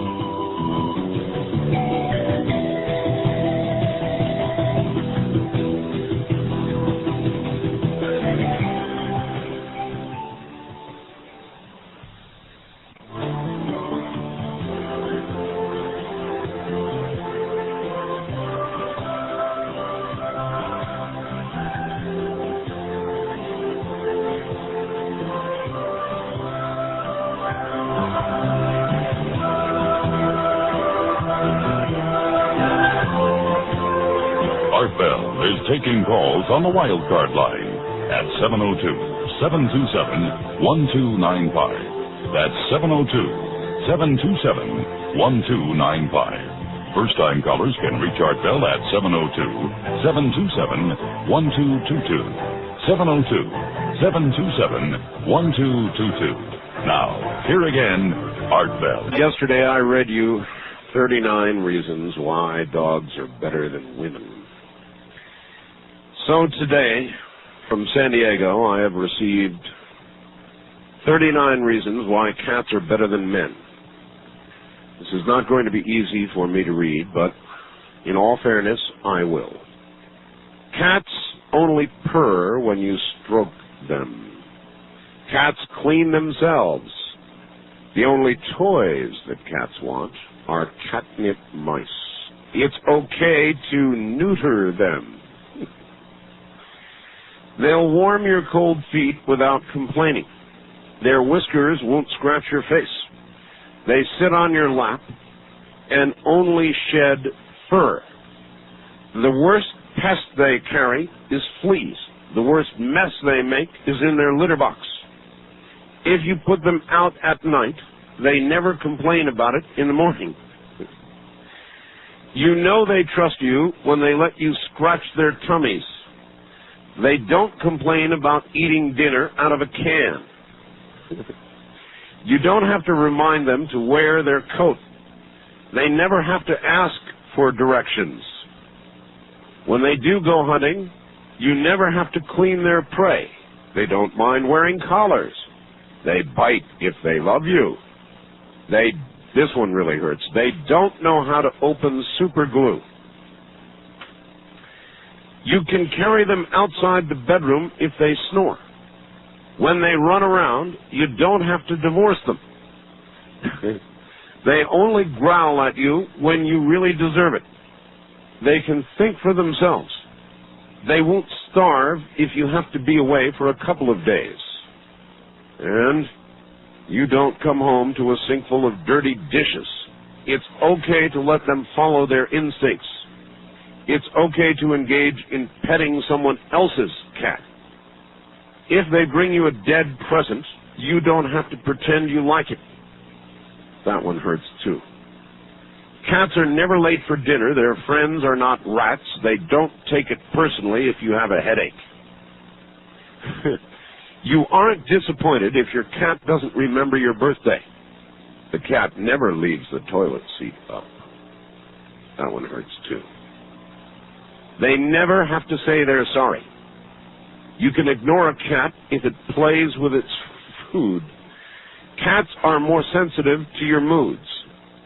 Oh, that one cuts deeply. Cats are more sensitive to your mood? Your cat falls asleep on the TV, not in front of it. Ooh.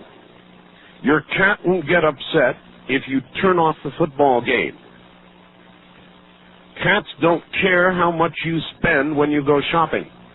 And finally, your cat never tells you how to improve your driving.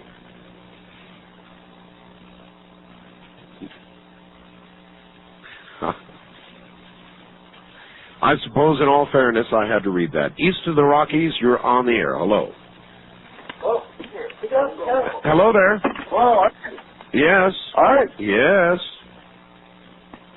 Yes. All right. Well, goodbye. West of the Rockies, you're on the air. Hello. Oh, hello, Bart. Art. Bart? Who's Bart? I'm sorry. Bart is Bart Simpson. I'm Art Bell. Sorry, Art Bell. This is the first time I got a chance to call. All right. Well, here you are. I just thought your show tonight was really interesting, and I saw something neat on Discovery this evening where a guy in northern Oregon is going about searching for Bigfoot, and he put, like surveillance cameras in, like, the desolate areas. Yeah. Where he thought he might find them. I thought it was a really good idea. It's about time somebody did that. Did he find anything? Well, I don't know. Is he just trying it out? Oh, I see. He's just beginning the project. Right. It was on Discovery this evening, and I was wondering, what anybody else thought about that. I thought it was pretty clever. Well, it's along the lines of, for a while we had a link up on my website. It may still be there somewhere, I don't know. A lady who had a haunted house, and she put, I think, 7 cameras around her house, including under her bed, and you could access them from the internet, and people could go in and look at this lady's house 24 hours a day and watch for ghosts. Did anybody see anything? Absolutely. Wow, that's pretty neat. Hate when that happens, though. Well, I also wanted to compliment Keith on his webpage. It is a good one. Oh, it's just fantastic. I kind of write a few web pages myself now and then. And I just, every time I go to that page, I'm impressed. When it comes up, the music comes on with your theme show and everything. Yes. And I was just really amazed. I don't know, how many people appreciate how much work goes into that web page. But that guy spends a lot of hours, slaving over the images and everything, getting it all going right. He's just done a fantastic job. I really, have a lot of respect for Keith.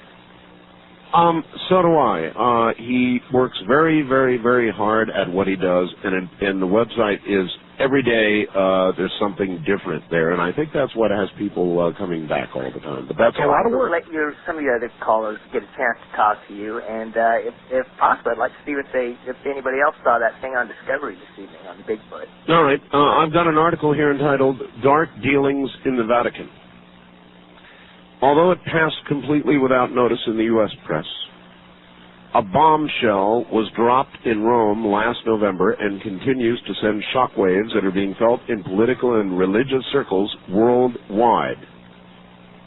Commenting on the growth of evil in the world and the need for the church to appoint more exorcists to aid the many people who are possessed, obsessed, or disturbed by demonic activity, the Archbishop stated, "Now the third dimension of evil is the most dangerous. It is subtle and the most terrible. I could not believe when I discovered this third dimension of evil. The third dimension is people who follow instructions in satanic sects. Now with this third dimension, I'm sorry to say, our church belongs to it. I'm very sorry I could not understand it myself. And even now, I don't understand, but the only solution that I have is, together with Jesus, 3 years, he never changed, then I understand that the third dimension of evil existed, not only now, but it existed even then, because nothing could change the heart of Judas. Nothing. The devil in the Catholic Church is so protected now that he is like an animal protected by the government. Wow. So apparently, the Vatican is trying to get more exorcists to deal with the increasing evil in the world. What do you make out of that? And again, they suggest here that all of this passed basically without any notice in the U.S. press. That the church is moving toward a war with evil, an open war with evil in the world. Well, you'd be interested in that. East of the Rockies, you're on the air. Hello. Yeah, this is Joel in Wyoming. Hello there. Yeah, you're talking about how somebody was talking about shining lights in the sky and getting aliens down. Yeah. Yeah, well, we do that out here, and every once in a while we get some sort of response. I'm not exactly sure what it is.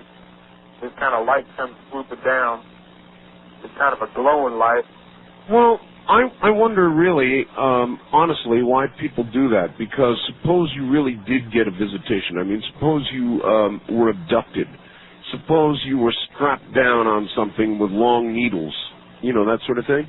Yeah. Imagine after that you'd keep your flashlight in your pocket. Well, it teach you a lesson. Yes, it would. All right, well, good luck to you. Remember the deformed frogs, folks? This is from the St. Petersburg Times. It's entitled Deformed Bugs Found in Dirty River. Fish are not the only funny-looking critters. Here, a pair of Florida A&M University researchers have found now deformed bugs in the North Florida stream, polluted for decades by the Buckeye, Florida pulp mill. The bugs, snow bugs, and mayflies have enlarged or extra structures on their gills. Oh my. Deformed bugs. I wonder how long it's going to take for this to move its way up the food chain. West of the Rockies, you're on the air. Hi. Hi, Art. This is Dan in Salem, Oregon. Hi, Dan. I was wondering if you can help me out. I just moved from the Bay Area up here, and I heard you advertise that radio from Yes. the D-Train Company, and you say you can get the Bay Area, San Francisco, on that radio? I absolutely do, yes. Do you think is that KSFO that you're talking about? Because I used to listen to you on KSFO. No. Where are you now? I'm in Salem, Oregon. Salem, Oregon. And I'm wondering if there's a radio out there, maybe with a select antenna, that I might be able to receive it during the day, if that's possible. I'm not so sure that Salem, Oregon would be an appropriate place to try to get KSFO. Mm-hmm. But there should be lots of alternatives for you there. For example, how about KYKN 1430 on the dial in Salem, Oregon? Yeah. I think I'm getting you on KEX right now. That's Portland, right? Yes, but I'm trying to tell you there's a station right there in Salem. 1430 on the dial. Oh, okay. I mean, you know, that should come in on your tooth fillings or something. Okay. Well, I appreciate it. That's all I really wanted to know. If I might be able. All right. Well, tune around toward the top of the dial, and you'll hear us. So you don't think the odds for me of being able to pick up KSFO from here is very good, huh? No, I don't. Okay. All right. I just wanted your opinion. Okay. Well, there it is. I'm being honest with you. No, I don't think so. I mean, you might catch them, and with enough antenna gain and directionality, you might be able to pick them up. But I think it's going to be a struggle for you. First time caller line, you're on the air. Hi. Yeah, hi, Art. Tonight I was re-listening to that broadcast with the guy that's talking about the Eldridge. That would be Al Bielek, yes. Yeah, Al Bielek. Yes. Anyway, as I was sitting there listening, some stuff kind of rang a bell for the first time. I'd seen that movie about that event several times, but nothing ever soaked in. Anyway, I remembered hearing where people talked about their encounters with UFOs, and the UFOs seem to be surrounded by some sort of like what they call a cloud of some sort. A corona. Corona? Yes, corona. Oh, I thought they meant like a cloud of some kind. But I was just thinking, well, if it is something like that, could be that somebody in a different dimension has like phased themselves out of their dimension and they come into this one? Me? I don't know. Kind of like, the elders disappeared, and the guy said that the only thing he could really see was just like a cloud of smoke, around the outline of the ship. Yeah, they're a very similar type thing. In other words, some sort of corona. Yes, it could be. It could be that dimensional travel is or has associated with it this kind of corona. And it could be that the key to this kind of travel is the high-intensity magnetic and rotating RF fields as described by Al Bielek in the Philadelphia experiment. Sure. West of the Rockies, you're on the air. Hi. Morning, Art. How are you? I'm okay. Okay. Let me turn the radio on then. Yeah, please do. And you're going to have to speak up because I can barely hear you. Yes, sir. I was wondering, I know Tesla did experiments with very low sound, like about from 5 to 10 hertz, around that about that ceiling. Yeah. And I was wondering if they'd ever follow through with Tesla's experiments at very low frequencies, such as that emanate a sine wave, and with very strong powers that emanate the cosine wave, and where the sine intersects the cosine would be the tangent. And I was just wondering if anyone has ever experimented, to your knowledge, of the Tesla's laws and that. Not mine, but we can ask the audience. I know that there are increasing numbers of people experimenting with very, very low frequencies. And I think some of it is very dangerous. It's down near the frequencies that our brain is thought to operate on. And I think it represents a possible biohazard. That's why I was asking John about any effects that he might have felt, even operating as high as 40 hertz.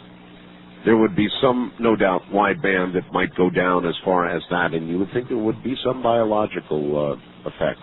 Wildcard line, you're on the air. Hi. Hi, Art. This is Steve in Minnesota. Hello, Steve. Hello. Hey, is there supposed to be some kind of test Friday night with HAARP that we can tune into? I heard something about that.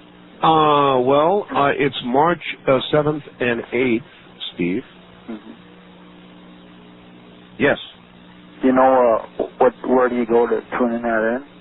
Yes, I do, Steve. They're going to be experimenting on 6.99 megahertz and 3.4 megahertz. And don't what time? Between about 0430 and 0500, roughly, universal time.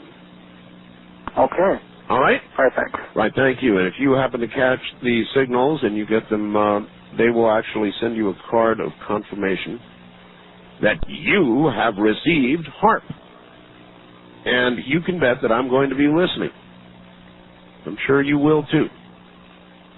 West of the Rockies, you're on the air. Hi. Hello. Goodbye. East of the Rockies, you're on the air. Yes, Will, WTGY, Madison, Wisconsin. I had a question. The ever-persistent Will. Answer. Hello? Hello? Yeah, if you could kindly fax you an answer. Apparently in Australia, people listening to an AM radio can put an antenna into the ocean offshore and can pick up AM radio signals from America. Has he tried to put an antenna into the Lake Michigan, and can he hear anything? All right. Well, I would say no. Antennas generally are very efficient when they're operated above water, particularly for reception in lower frequencies like the AM band. And the opposite is true as well, Mel.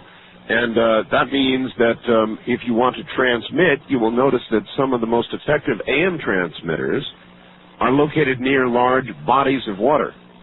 But they are generally above those large bodies of water or adjacent to them to use them as ground reflectors.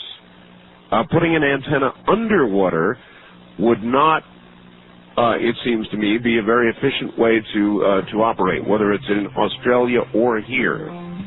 So you've got it close to right now. You want an antenna up above or adjacent to water, and it makes a wonderful reflector. But putting it underwater, not to the best of my knowledge. Mel? I mean, Will? This is CBC, and we'll be right back.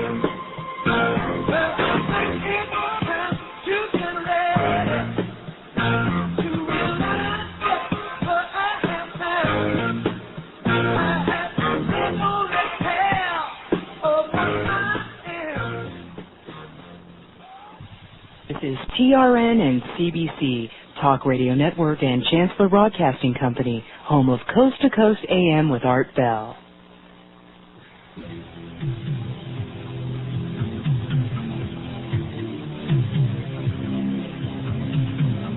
Call Art Bell toll-free, west of the Rockies at 1-800-618-8255. 1-800-618-8255. East of the Rockies at 1-800-825-5033. 1-800-825-5033. This is the CBC Radio Network. That's what it is. Top of the morning, everybody. I'm Art Bell. Great to be here. We'll get back to the phones. It'll stay open lines now through the end of the program. And I'm very, very glad you're along for whatever this ride turns out to be, and I never know night to night. All right, this is kind of an interesting letter that relates to a lot of what we're discussing this morning. See what you think. Dear Mr. Bell, I've been a listener to Dreamland for about 3 years. I'm also a pilot and flight instructor and a veteran of U.S. Air Force Intel. I was in the 4602nd AISS in the late 1950s, whatever that is. I'm certain you've heard of this unit. No, I haven't. Like you, I've had one UFO sighting, been a member of MUFON since 1986, and continue to be interested in the subject. However, I'm also somewhat skeptical of many so-called ufologists who have emerged in the last several years. What prompts me to write to you is a rather unusual phenomenon, which I've been experiencing since early December of '96. At first, I thought it was a low hearing problem or a hearing problem, because I've been hearing low-frequency noise coming from my apartment. Not finding anything, I asked the neighbors, and finally the local electric company. Within days, I noticed I was hearing the noise, a low pulsating hum, varying in intensity and pattern, but not frequency, while hiking west-north and northeast of Tucson at distances of up to 15 miles apart. I thought something was amiss with my hearing, so I consulted an audiologist, a specialist here in town. I received a comprehensive hearing test, an acoustic reflex test. The doctor's equipment was able to test a person's hearing down to 125 hertz. What I was hearing, and I heard it during the tests as well, was below the capacity of his equipment, probably in the area of 20 to 80 hertz. He concluded, and I concluded, the noise was not internal, but external. The doctor mentioned to me that he had received telephone calls from 3 other people during the last month from divergent locations around Tucson, all reporting the same kind of sounds. Also, during a trip last week to Prescott, Arizona, 200 miles north of here, I heard the same sounds on 2 occasions when I was a mile or so outside of town. Another local audiologist told me that similar hearings were reported last year from the Santa Fe, Taos, New Mexico area, and the source was perhaps the Hughes missile systems and or U.S. military. Frankly, I suspect a similar source for what I've been hearing. I understand the U.S. military was involved in the 1960s in ELF radio transmissions to submerge submarines around the world from a huge antenna array located in the Upper Peninsula of Michigan. I lived in southern Michigan for many years and heard these accounts from time to time. I'm told that normal human hearing is 20 to 20,000 hertz. However, most people cannot hear what I hear. I'd like to know whether you are aware of any military and or corporate low-frequency experiments going on during the last month or two. Larry from Tucson, Arizona. Larry, we've got a buzz going on here where I live right now. There is some kind of low-frequency something that is being heard and felt by people in my valley, the Pahrump Valley. Indeed, there was such an occurrence ongoing in New Mexico. So I thought I would toss that out for anybody out there who has also heard what Larry has heard. West of the Rockies, you're on the air. Hi. Hello. Hello. I have a question for you. All right. The show that you had on. First, my name's Shane. I'm calling from Tri-Cities, Washington. Yes, sir. And it was about a guy named Mel that had a hole. Yeah, we talked about that tonight. Okay, I missed that because I just got off work and turned my radio on, and I just wanted to get any follow-up on it. Yes, Mel has sold the property. Oh, he sold it? Yep. Did he sell it to government or something? Or? Well, that's a very good question. I read the facts. I'll try and get to it again if I can, but I've read it already twice tonight. Oh, okay. Well, thanks. All right, take care. Yes, he has sold or leased the property. And apparently, the deal he has made is going to fix him up for life. Now, you can choose to either believe this to be true or not. But he does not want to talk to the media. And boy, I've got a lot of media who would like to talk to Mel. I'll tell you that. West of the Rockies, you're on the air. Hi. Hello there. I'd like to speak to the host there. Turn your radio off. That is number one. Right. Oh, man, I'm on already, huh? Hey, yes. Very good. I had a question for you. All right. How do you feel? I mean, I know you guys have been talking about possible alien life and everything like that, but I feel, honestly, I feel that there's no life out there besides what we have here on planet Earth. How do you feel about that? Could be. Really?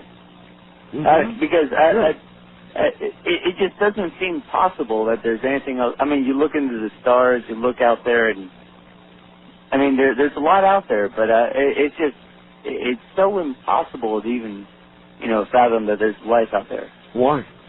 Why? Mm-hmm. Only reason why I'd say that is... I mean, all those little pinpoints of light out there, they're stars. Yeah, they're like our sun, right? Yes. Yeah. And around them there are planets. Yes. More planets than you could imagine. More planets than there are grains of sand on the beach, or all the beaches. Oh, yeah. That's So I mean, why is it hard for you to imagine that there would be life elsewhere? Well, the only reason why that I feel this way is because it life. I mean, if you look at a human, like with computers and everything, it is so hard to even produce something that is even slightly intelligent. It would take. Oh my gosh! It'd just be so hard to even. It happened here. Yeah, that's what I'm saying. We're a fluke of nature, is what I'm saying. It would just be. It's so impossible for it to even happen anywhere else. God doesn't even know what happened here. Is my opinion. God doesn't know what happened here. Yes. I don't know. So we are a mystery even to God. Well, I think so. Yes. Certainly a new take on things. How did you arrive at this philosophical conclusion? Well, I think we're kind of an experiment, and even a higher being, even God would say that we are an experiment gone wild, maybe. I mean, we're beyond. Wait. Whose experiment are we? Oh, it has to be God's experiment. I thought you just said God didn't know anything about us. Well, no, I think no, God knows about us. I mean, there's no doubt about that. But I think we have gone beyond what God expected. Starting from the beginning, though. I mean, when everything was created and he did, or she, whatever it is, did his own thing, it's gone a step beyond where, going back to my original point, I think that we are the only life, or maybe not only life. I think there might be other life out there. I mean, well, we already know there's microbial life from Mars. We know that. Yeah, there might be other cellular life or anything like that. But nothing that has evolved to an intelligent level. That's correct, yeah. That's my opinion, at least. All right, good enough. I appreciate your opinion, and you could be correct. But wouldn't it be sad and lonely to look at all those stars with all those planets and imagine the only place that life, intelligent life, has evolved would be here?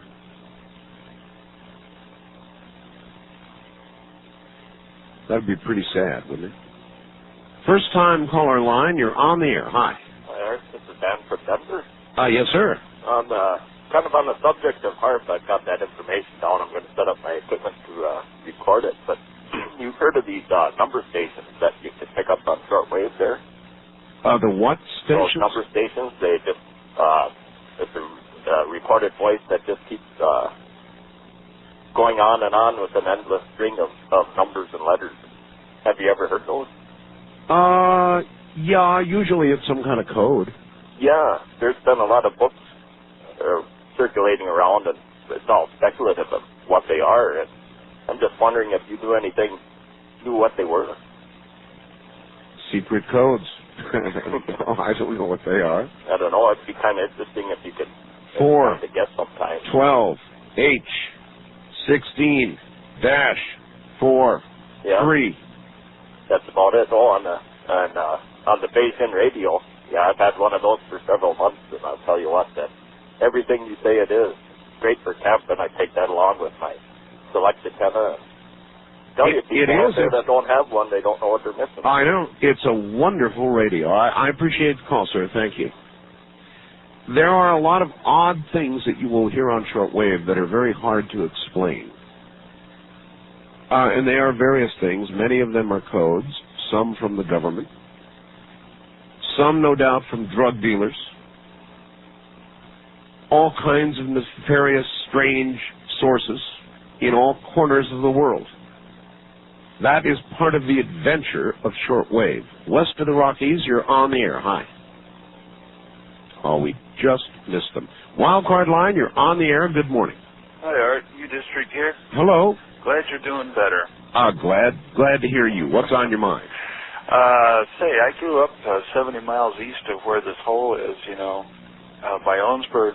Yeah. And I tend to believe there might be something to it. And I'm just wondering, now that Mill's on his way out, if maybe some of the neighbors could be interviewed by you or the other media. Well, if any of them want to contact me, I'm certainly open. You know that.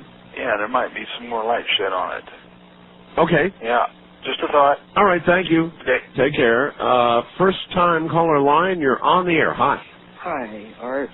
This is JJ from Austin. Austin, Texas. Yes, sir. 2 callers ago, the gentleman that finds it hard to believe that there might be something out there. People like that really amuse me.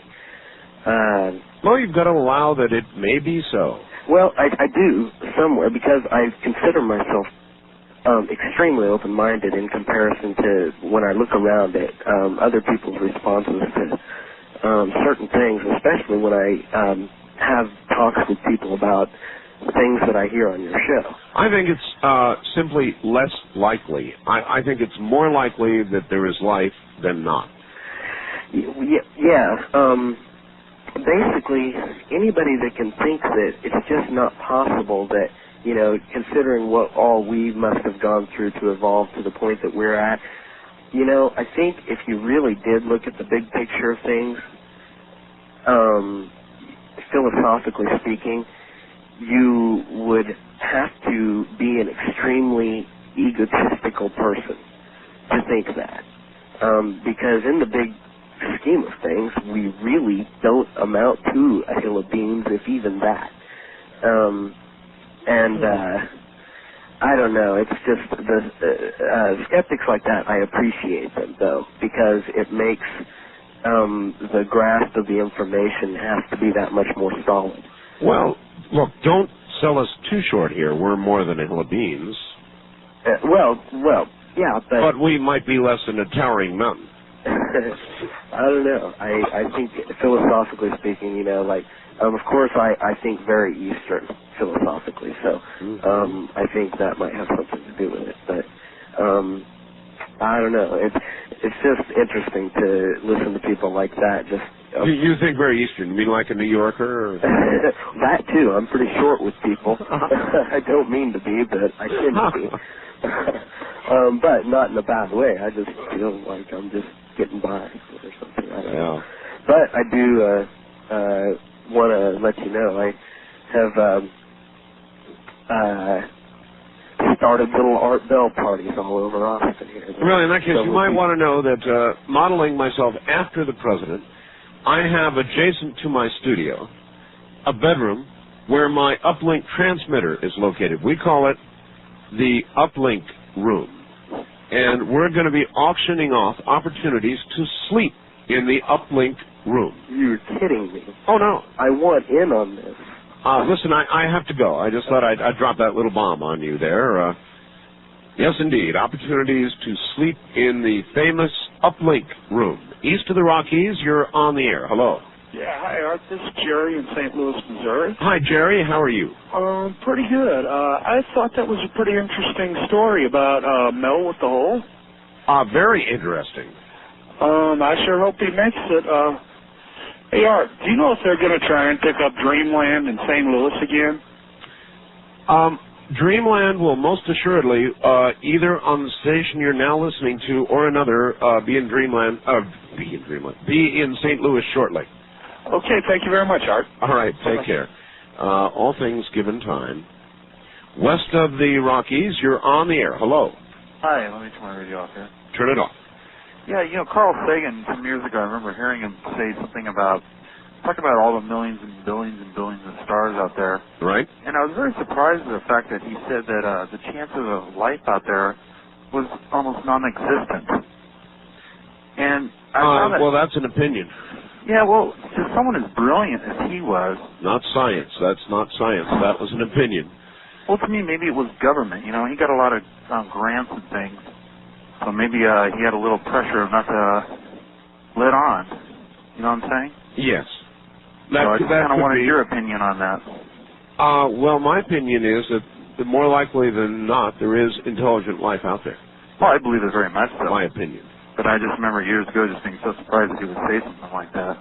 I mean, we look at the universe and there's places that just we don't even know exist, or if we do, it's beyond our imagination. I wasn't actually aware that he really said that. Quite to the contrary, I always thought that he had maintained that there was a high probability of life. Well, yeah, this is probably 10 years ago, and I remember him saying it. I remember just it took me aback to hear him say something like that. But who knows? Just wanted your opinion. Love your show. Thank you very much. Right, take care. The only thing that I have wondered aloud about, and I will wonder aloud about it again right here, is that our planet absolutely is irradiating and has been for many years now all kinds of RF energy that would easily escape the ionosphere. FM, television, microwave, all kinds of things that would be by now light years and light years out. And one would imagine that many evolved intelligent civilizations would at least go through a period where they would emit RF energy. Now, we should have, it seems to me, received some kind of signal by now. And we have not. Actually, that's not true. SETI has received signals they cannot account for. But nothing that you would expect to receive, for example, from Earth several light years out. So, I don't know. It seems to me we should have heard something. west of the Rockies. You're on the air. Hi. Hi, Art. This is Ken from Santa Susana. Santa Susana, where is that? Well, actually, they incorporated it into what's called Simi Valley. Okay. In Southern California. What's on your mind? Well, I have a couple questions first.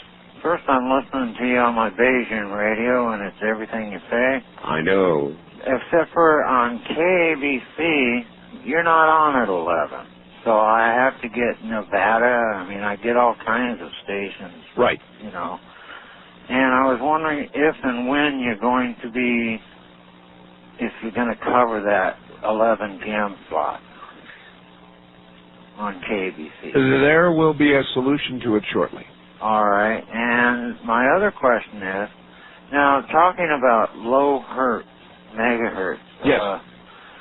Is the woodpecker effect still going on from that? No, I have no. I have the Russian woodpecker was, we believe, an attempt at over the horizon radar. The ability to look over the horizon and get a return, as you would in radar normally. And for years and years, the Russians polluted the shortwave frequencies with this thing called the woodpecker, and it was really a pain in the neck for hams because the Russians, of course, did not respect amateur frequencies, and their stupid woodpecker was all over the place. But in recent years, I have not heard it, so I presume, well, actually, without the money, they probably had to turn the damn thing off. We'll be right back.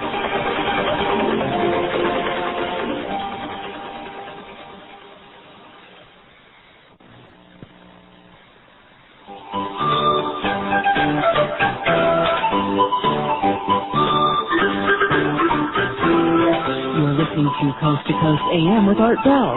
Listeners west of the Rockies can call Art toll-free by dialing 1-800-618-8255. If you're east of the Rockies, the toll-free number is 800-825-5033. If you've never called Art before, you may use the first-time caller line at area code 702-727-1222. And the wild card line is area code 702-727-1295. When you get through, let it ring, and Art will answer your call in order on the air. This is the CBC Radio Network.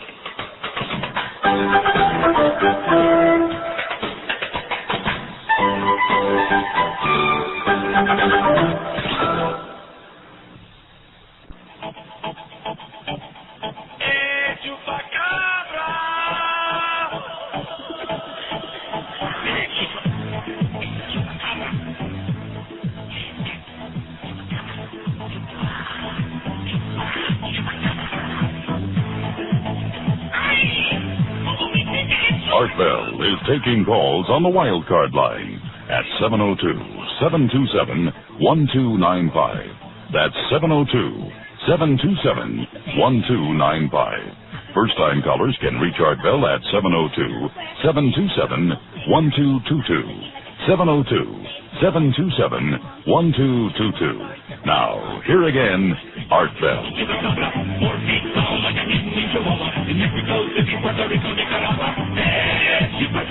Guess what, everybody? It is confirmed. I just spoke to the newsroom at KENS in San Antonio.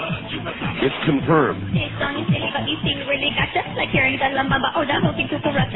We started a sensation, thought it picture that it's just a hallucination. Maybe not. We did it for the money, but we took you and we think it's really fun. Wait till you hear this.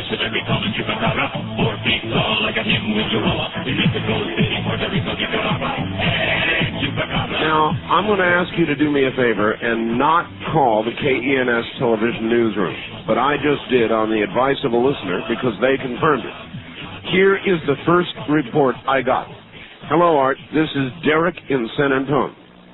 And I thought you'd want to know that KENS television has obtained photographs of a chupacabra captured in a trap just south of San Antonio. A rancher took photos of the beast and brought them to us. He claims there were 3, one in the trap and 2 others jumping up and down as they ran when he approached. I will try my best to describe the photos for you. The creature is about as long as a human leg, pasty white, has ridges on its back like a dragon. It has 2 front legs and 2 rear legs, and at the end of each, 2 tiny offshoots that I would not call fingers, but I wouldn't call them paws either, almost claw-looking. You can see teeth on the thing, which is draped across the ground in an arc. The farmer says some men saw him showing the creature and took it, saying they would have it stuffed. He claims to know where the body is, and we are investigating. I'll be happy to send you a copy of our story if you'd like it, or send you a video of the Polaroid pictures. Contact me at, he gives me a number. I thought you'd like this information. Well, I read that, as I do many things I get. Then I got this. Art, I just got off the phone with someone at the KENS television station, and she confirmed the story. She said the creature has been taken to Austin, so they have it, for further analysis. They have the video, but they cannot yet release it. The phone number for the newsroom is blah, blah, blah, if you want to call them. And I did during the news break. She confirms it. And that's all I can tell you at this hour. They have a chupacabra. They have a chupacabra, folks. And it is presently on its way to Austin to be tested. So there you are. Now, please do not call the KENS television newsroom. Take what I have given you as the definitive information. The poor gal there is going nuts taking calls ever since I read that story. And that's all she would be able to tell you, what I just told you. So there you have it. When there are further developments, you know me, I will get them to you. If I can get my hands on this photograph, you know me, it'll be up there for you to see.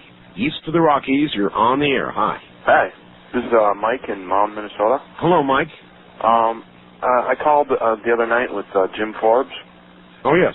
About the green meteors. I never got my question answered if you knew what that was, the green color. If it'd be like copper or... Oh, well, no, I don't know. I know that meteors re-entering would produce all kinds of different colors, obviously, depending on, as they burn in the atmosphere, depending on what they're made of. So, no, I don't know what it would be. And I had a couple other questions. Do you think Bob Lazar is credible? And is the Gulf Breeze sightings, have they been deemed a hoax? No, they have not. There are people who tried to show they were a hoax. They found some sort of model that a lot of people think was planted. But most people I know, most ufologists, believe Gulf Breeze was absolutely genuine. There were hundreds of witnesses. So, yeah, I was there, and we didn't spend much time looking, but we found a little spot where they kind of congregate along the South Beach there. No, it seems credible. Bob Lazar, my answer is I don't know.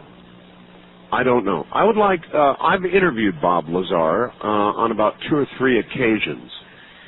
It's been a while, and I would like to interview him again. He's probably sick to death of telling the story.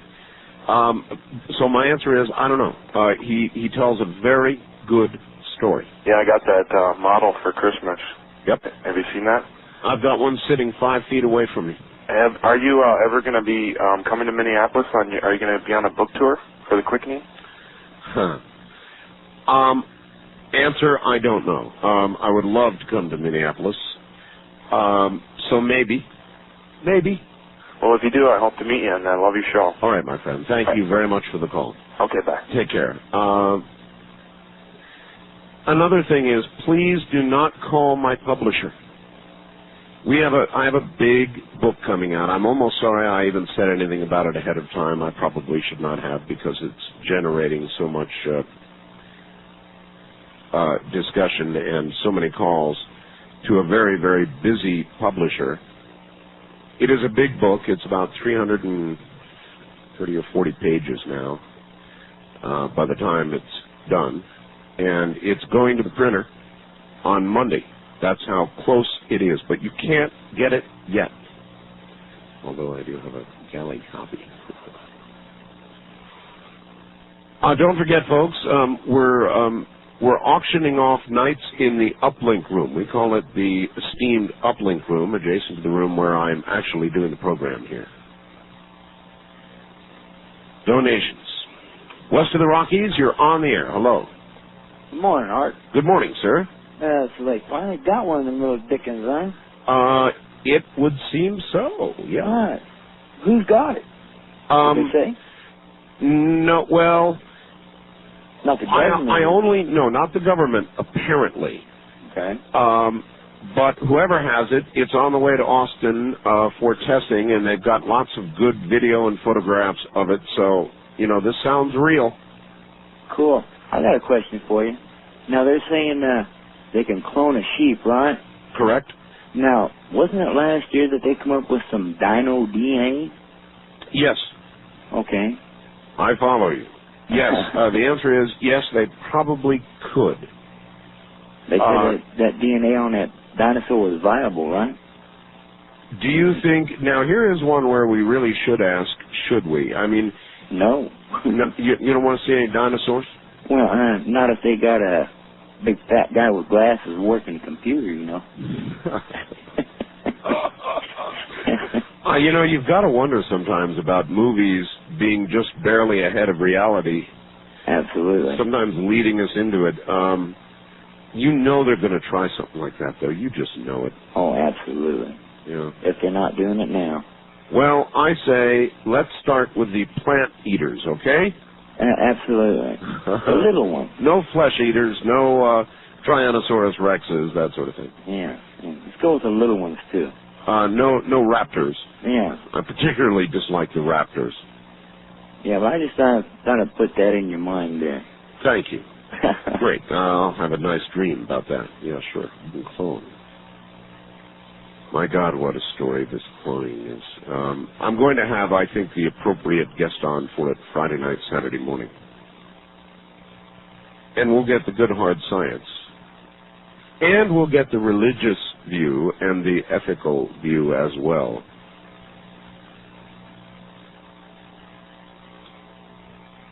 I really think this is as big a story as the splitting of the atom. That's how big it is going to get. Are we cloning humans?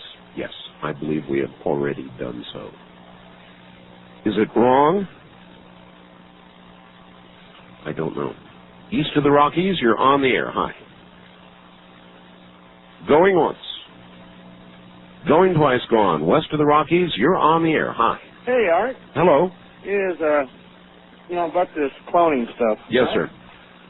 I got a question for you. A lot of these people are really worried about, like, Saddam Hussein and all these other ones. Wouldn't their past, their life that they grew up with, wouldn't that make them different, the clone different than the person that started? Yeah, potentially. I guess it could work out that way. You are a product of not just your genetics, but your environment as well. Right. And you did hear what the sheep did say to the clone, didn't you? I am you. Oh, no. Really? I appreciate that, sort of, sir. Remember, you got up here at Portland, and if you go on your book tour, we hope you come back up. All right. Thank you. Thank you. Take care. I am you. We're going to have to live with a lot of jokes out of this, I just realized it was a little stuffy in here, and I realized I had my window shut. Very exciting. It looks like they've got a chupacabra in San Antone, folks. East of the Rockies, you're on the air. Hi, thank you very much, Art. This is Chris in Seminole, Florida. Hi, Chris. Hi. By the way, we don't get your last hour in this area, so any responses I wouldn't be able to hear on the air. But I'm calling for a couple of reasons. First of all, regarding your your guest earlier tonight. Right.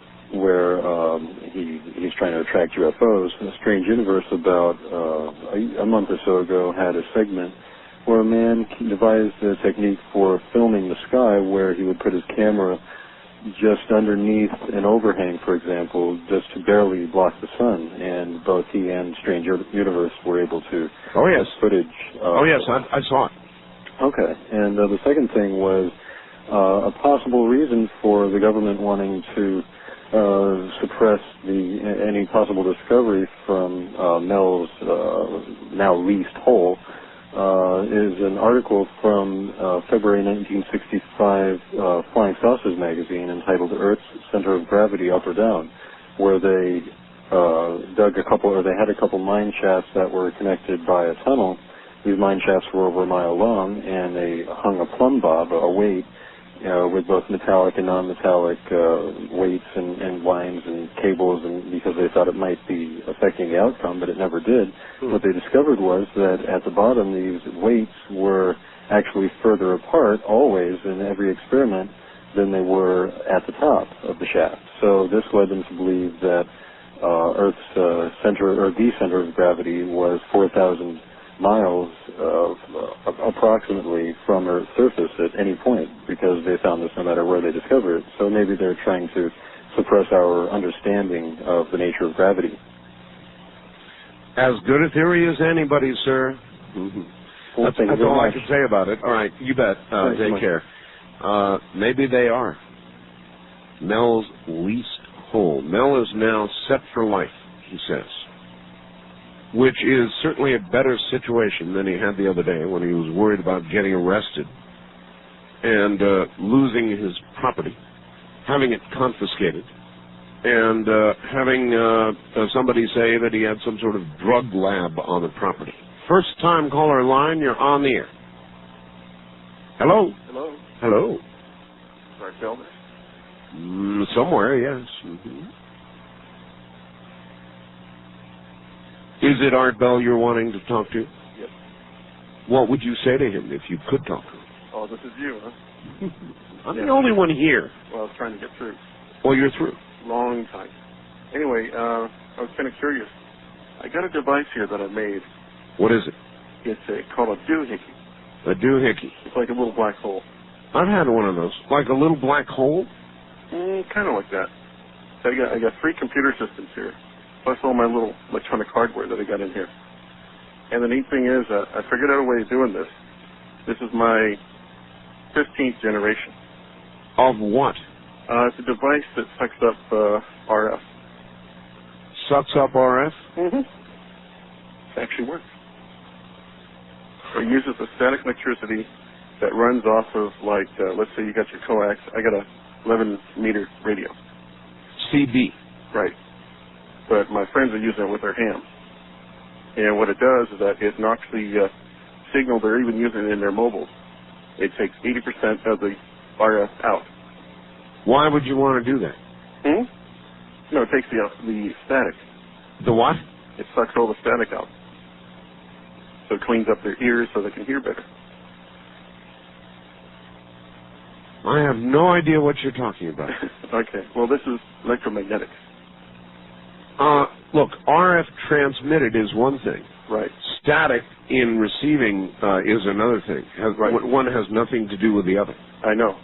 The difference is with this, though, is that I found, because of the properties of what it does, I used to have trouble where the radio would bleed into the computers, and the computers would bleed into the radio. I hook this thing up, they don't touch each other. That's called shielding. Something like that. I think you've reinvented the wheel, sir. Well, the thing is that it runs off of magnetism. That's what makes it run. Magnetism. Basically. Why don't you just tell us what it is exactly? Well, the way this is set up is that I've got 2 versions. I got one it's a liquid form. A liquid form of what? Oh, you got 2 magnets, you got salt water, you got a container, and you run all your ground into the positive side of this unit. Now you're beginning to make a little bit of sense. And what it does is that it leaches up all that excess, and then allows you to shoot out the little portions of it. It changes from one form into another, and then... Wait. All right. Let me stop you. Hold it. Stop. Yeah. You've got how large a container? Right now, this one is about, I'd say about a couple of gallons. Couple of gallons. Mm-hmm. And inside you've got what? 2 magnets and salt water. 2 permanent magnets? Yeah. 2 permanent magnets and salt water. They're opposing. That are opposing. The permanent magnets are in opposition to each other on each side of this container. Right. And inside you've got salt water, a conductor. Right. And you're taking the lead from the radio. Radio, any kind of equipment whatsoever goes directly to that. As a ground, as an artificial ground. Right. Well, you know what? That makes some sense. And then the bottom magnet catches up all the excess that's broken down inside that field, and then sends it out to your natural ground, and then you don't end up overloading or saturating the outside area. I got a friend that has a problem with his tries to set his alarm on his car. Yeah. He gets near my thing here. He can't set it. It won't send. It keeps sucking it all up. God, that's interesting. Can you hold on? Yeah. All right, I'm going to break here. This man is actually perhaps on to something. I've never heard about this, but it sounds logical. This is CBC.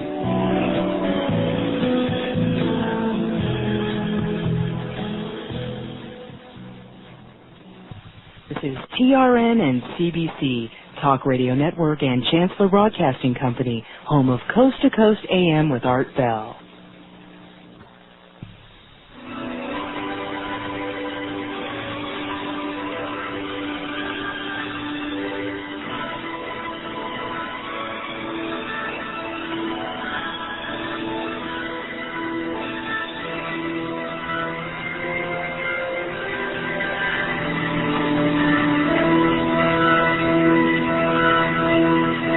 Call Art Bell toll free. West of the Rockies at 1-800-618-8255. 1-800-618-8255.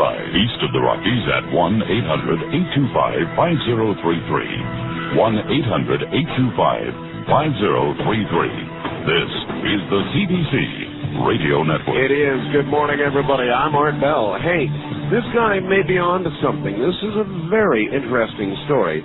Are you still there, sir? Yeah. All right. You've got a container with salt water in it, a couple of gallons, and that would act normally, minus the magnets.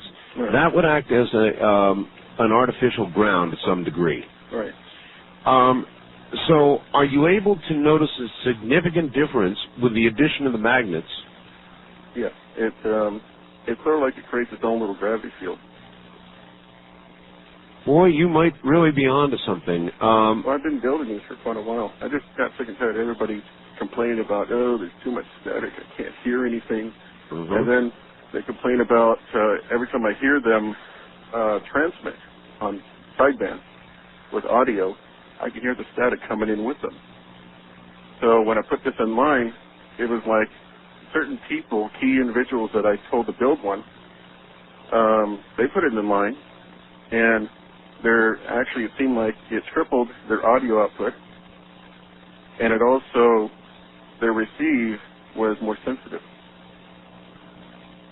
Huh.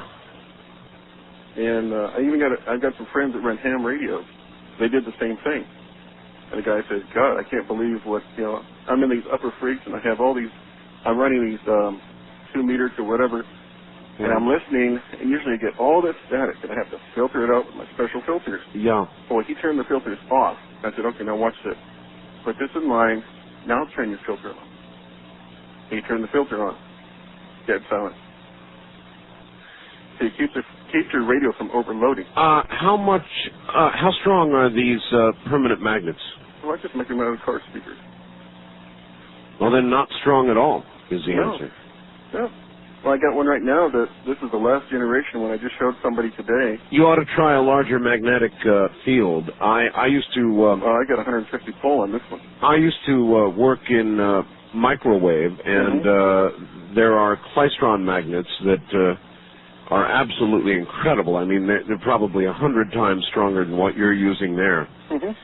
And so you're really onto something. Well, I usually see I'm the kind of person that if I can't afford it, okay, but I know I can get parts, I'll build it. If I can't afford the darn thing, then I'll build the darn thing. I'll figure out what makes it tick and build it. All right, I'm going to do some investigation. Please contact me privately. I also work on computer systems. I understand. All right, sir. Thank you very much. And please contact me privately. What he's doing does make some sense. We're dealing here with electromagnetic radiation. Now, salt water in a container would, to some degree, serve certainly as an artificial ground. That much is reasonable and true. The addition of opposing magnetic fields within that, I can imagine, would have some sort of very, very interesting. I'm still contemplating what that man had to say. At first, it did not make sense, and then suddenly it began to sink in. And I wonder if any of the rest of you with a technical background would care to comment by fax or email to me on what that man just said about an artificial ground of a sort I've never heard of before. Definitely intriguing. All right, east of the Rockies, you're on the air. Good morning. Good morning, WKY, Sarasota. Good job interviewing that man just now with the water and the magnets. Very interesting, huh? But that was a good job you did. What you have said before, that sometimes people who are not really articulate are really people who have a lot to give. And when he first started talking, you stayed with him, and you drew him out. And anyway, I really appreciate you, because what you have said, that sometimes ordinary people have extraordinary aptitudes or gifts. So thank you. Well, thank you. Okay, and about the lamb, the first thing I noticed was that this lamb is now 7 months old, okay? So what you had said was you thought probably there were other experiments going on. Yes. And now they didn't tell you until the lamb's 7 months old, and they have turned it out so it's got free range with other animals instead of just keeping it isolated, which makes me think also that there's more stuff going on out there, right? I must agree, yes. Okay, thank you. Thank you very much. Take care. West of the Rockies, you're on the air. Good morning. Hello? Hello? Oh. Hello? I'm listening to radio station. I can barely hear you. What did you say? Well, I'm just wondering, I can hear your radio station, but you're talking, it seems kind of different. Well, you should turn your radio off. You want to be on the air, right? Yes. Okay. Turn your radio off. Don't worry about it. What's on your mind? Well, I have a couple of comments about what you were saying about ancient prophets. Yes. Well, this is one of them. I just brought the guy who was talking about a time capsule in the Sphinx. What guy? I can't remember his name. It was on during the 50s. He was a psychic. Okay, there's something wrong with your phone there, so you're getting all kinds of clicks and stuff. Hold on. Well, it was, I think, 50. Well, I know it was in the 50s. And he was talking about how in the 1998 there was going to be a time capsule found under the left paw of the Sphinx. Oh, yes. What about it? Well, I was just wondering, do you know when the actual date was? No, I'm terribly sorry I don't. There have been various predictions made, of course, about what is going to be found under the paw of the Sphinx. There have been some archaeological and X-ray studies that have shown that there are areas to explore and things to see that we have not yet seen. But the Egyptian authorities, thus far, and probably until 1998, late 97 or 98, are not going to allow any further explanation. Or exploration, I mean to say. West of the Rockies, you're on the air. Hello. Hello? Is this Art Bell? Yes, turn your radio off, please. I have been trying very hard to reach you. Well, you've got me, so go ahead. My brother from England was here, and he listened to your show, and he was very impressed with your lead-in music. Oh? And also, you used to tell us about the four brothers who made that very nice music, and we would like to get a tape of those. Well, I don't know where you would get that. I don't know anything about four brothers. Oh, there was a group. They had very unusual music. My brother was looking for Aztec music. And we go into, That would be a group called Cusco, C-U-S-C-O. K-U-S? C-U-S-C-o. C for... C for Charlie. C-U-S-C-O. Cusco. Yes. They're brothers. No. No. And where are they located? Germany. Good heavens. In Germany? Yes. And he's looking for it here in England, in America. Well, you can find it here. It's sold here under a music label called Higher Octave. Higher Octave? Yes, you can find it in music stores. I see. And what type of music is that? What is that? Well, it sounds very Peruvian. Peruvian. Uh-huh. Well, it's not exactly Aztec, but... well, very close. It's the same family, right? Yes. I thank you very much, Mr. Bell. You bet. And I want to tell you that you have turned me into a regular insomniac. Well, I never know what to say about that. I don't know what happened to the 11 o'clock hour where you started? Oh, you're in Los Angeles? Yes. Well, we came to an agreement with KABC because of a program that comes on earlier, Mr. KABC. I know, and I'm very curious about why this man first calls himself Mr. KFI, and then after a while switches over, takes 1 hour from you, well, and calls himself Mr. KABC. Well, I think that KABC would be very upset if he continued to call himself Mr. KFI while he was on KABC. Doesn't the man have a name? He does, but it's a big secret. Why? Well, I don't know, because that's what he does. I mean, he gives a lot of advice and opinions, and you don't even know his name, and one can't check up on him. I mean, one must always consider the source when advice is being given, right? I suppose so, yes. Well, this is a real mystery. All right. Well, thank you very much for the call, and it is intended to be a mystery.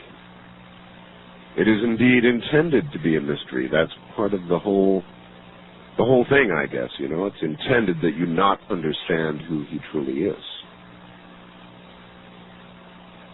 A little mystery is good in life. Right? East of the Rockies, you're on the air. Hi. Hi, Art. Hello. Yes, Art, I got an animal ghost story if you're interested. An animal ghost story? A cat. A cat? Domestic. Really? I love cats. Okay, here's the story. Years ago, visiting some friends of a friend, sitting on a couch at the end of the room, there was a long hallway off to the right that looked down the rest of the house. And very much engaged in the conversation, I had my hand dangling over the edge of the couch, and I felt this cat rub up against my hand. I'm very familiar with cats. Sure. And so I responded, you know how you do. You just sort of play with the cat a little bit. Never really looked down. And then the cat moved away, and then I did look down. I didn't see anything.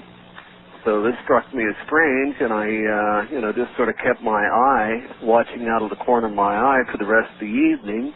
Every now and then I would get a glimpse of a cat. So finally I asked, I said, do you folks have a cat? And the lady responded, what did it look like? So I described the cat. It was mostly black, had a good amount of white on it, though. And she said, that's it. That was our cat. It was killed outside on the road about 6 months ago. Every now and then somebody thinks they see it. And I recall hearing you say that you had never heard of an animal ghost. No, that's not true. Oh, sorry. Well, I misunderstood then. Actually, I've heard of a number of cases of animals appearing after they'd been dead, so... Well, anyway, that's what happened. I thought you might be interested. I have a question. Sure. I listen when I can. I miss a lot. Any developments on the drummer's brother? Did they ever contact you? Can you tell us what happened? Ed Dames, yes, Ed Dames has located the man's body. He's dead. I figured that. And on March 6th, Ed Dames will be here to give us a more detailed that's my rendition, birthday. and Kathy Kramer will be on that program as well. Great, that's my birthday. One comment. A lot of us don't have computers, and few of us have access to the Washington Post, and boy, my curiosity is really up. You know what, on the Courtney thing? Yes. Can you tell us a little bit about what that says? Well, it's a very long article. Okay, is it just comment or? Oh no! It's an investigative piece, and I think you would find it very interesting. Are you going to put it in your newsletter? That's a good idea. I think that's so. That's a good idea. Let me see what I can do. All right. Dynamite. All right. Thank you. Maybe we can get permission from the Washington Post to reprint it in the newsletter. That really is a good idea. Are you listening out there, network? A wild card line. You're on the air. Hi. KQMS, Redding, California. Well, hi. I think we need mystery in life, too. I was always thinking, if I was God and I knew everything, I would be really bored. There'd be no surprises. Right. There's got to be some mystery in life. I think so, too. Hey, when you go to Alaska, can I come to your house and house sit? I always have a house sitter when I leave. I know, and I'm volunteering. I see. I know you have Nintendo.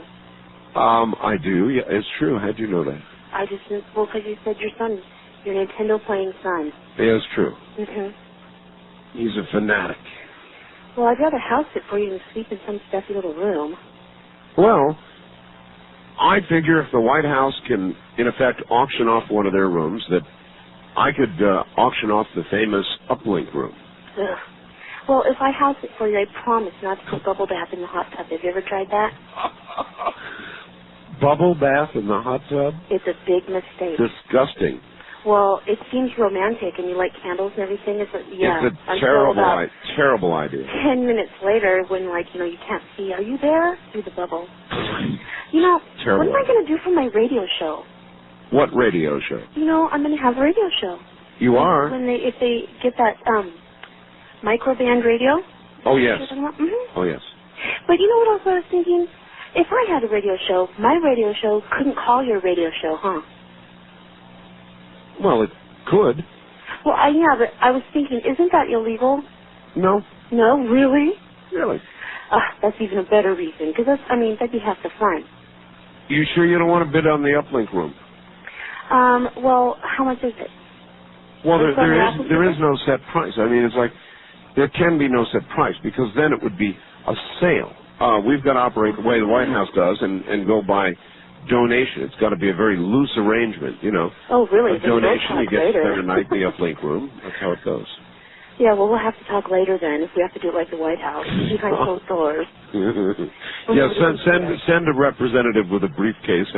Yeah, full of green. See you later. West of the Rockies, you're on the air. Hi. Good morning, Art. This is Pat from Burbank, California again. Hi, Pat. Hi. Could you continue on with what you got interrupted with? You were saying that you came to an agreement with KABC before I talk about what I want? Well, I can't disclose I'm not allowed yet to disclose what's going to happen. But oh, okay. I thought you got cut off on your.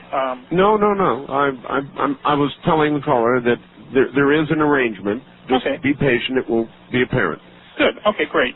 I wanted to talk directly to that caller that said that we were the only creatures of our type in the universe. Yes. I was exasperated when I heard it. If he ever took a look at the Hubble deep field that they took a picture of with billions of galaxies to behold, trillions of stars each. I know. And I think I know what the whole thing is, what the whole universe is made of, God and everything. It seems like to me that it is as vast as it is. It's made up of protons and neutrons and what have you, and all the laws that govern the molecular structure, the molecules, and the atoms, and the compounds, and everything that goes into that soup, the weak force, the strong force, the magnetic force, the gravity, all of that is what governs the building blocks that turn into proteins and the stuff that we're made out of. And there is no actual God. The actual physical force, physics of the universe is actually where the God comes in. Now, it seems to be such an elaborate amount of people, places, and things in the universe, in other words, aliens and different civilizations. That's what we see as our gods, because they probably come here, they've planted life, they've nurtured us along. There's like stories behind all these things, and we've turned it into some vast religious thing, and we need to have a higher consciousness about it. It doesn't make sense that we stick to these religious views so strongly. I don't know. It has been said that if there wasn't religion and God, that we would have to invent it. Oh, sure, because we're a murderous monkey. That's part of us. I don't take that much of a negative view of it, and I think there probably is a God. I do believe in God. I really do. Couldn't it be a God from another part of of the galaxy that planted us here, and we call it God, but it's not really a God of everything, but the God of our galaxy, let's say, or our part of the galaxy, or this part of the universe? It could be, sir.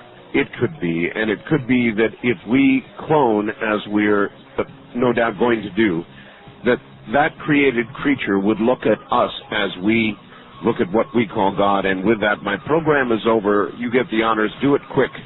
From the high desert to Burbank, California, to Canada and all across the world and the cosmos. Good night.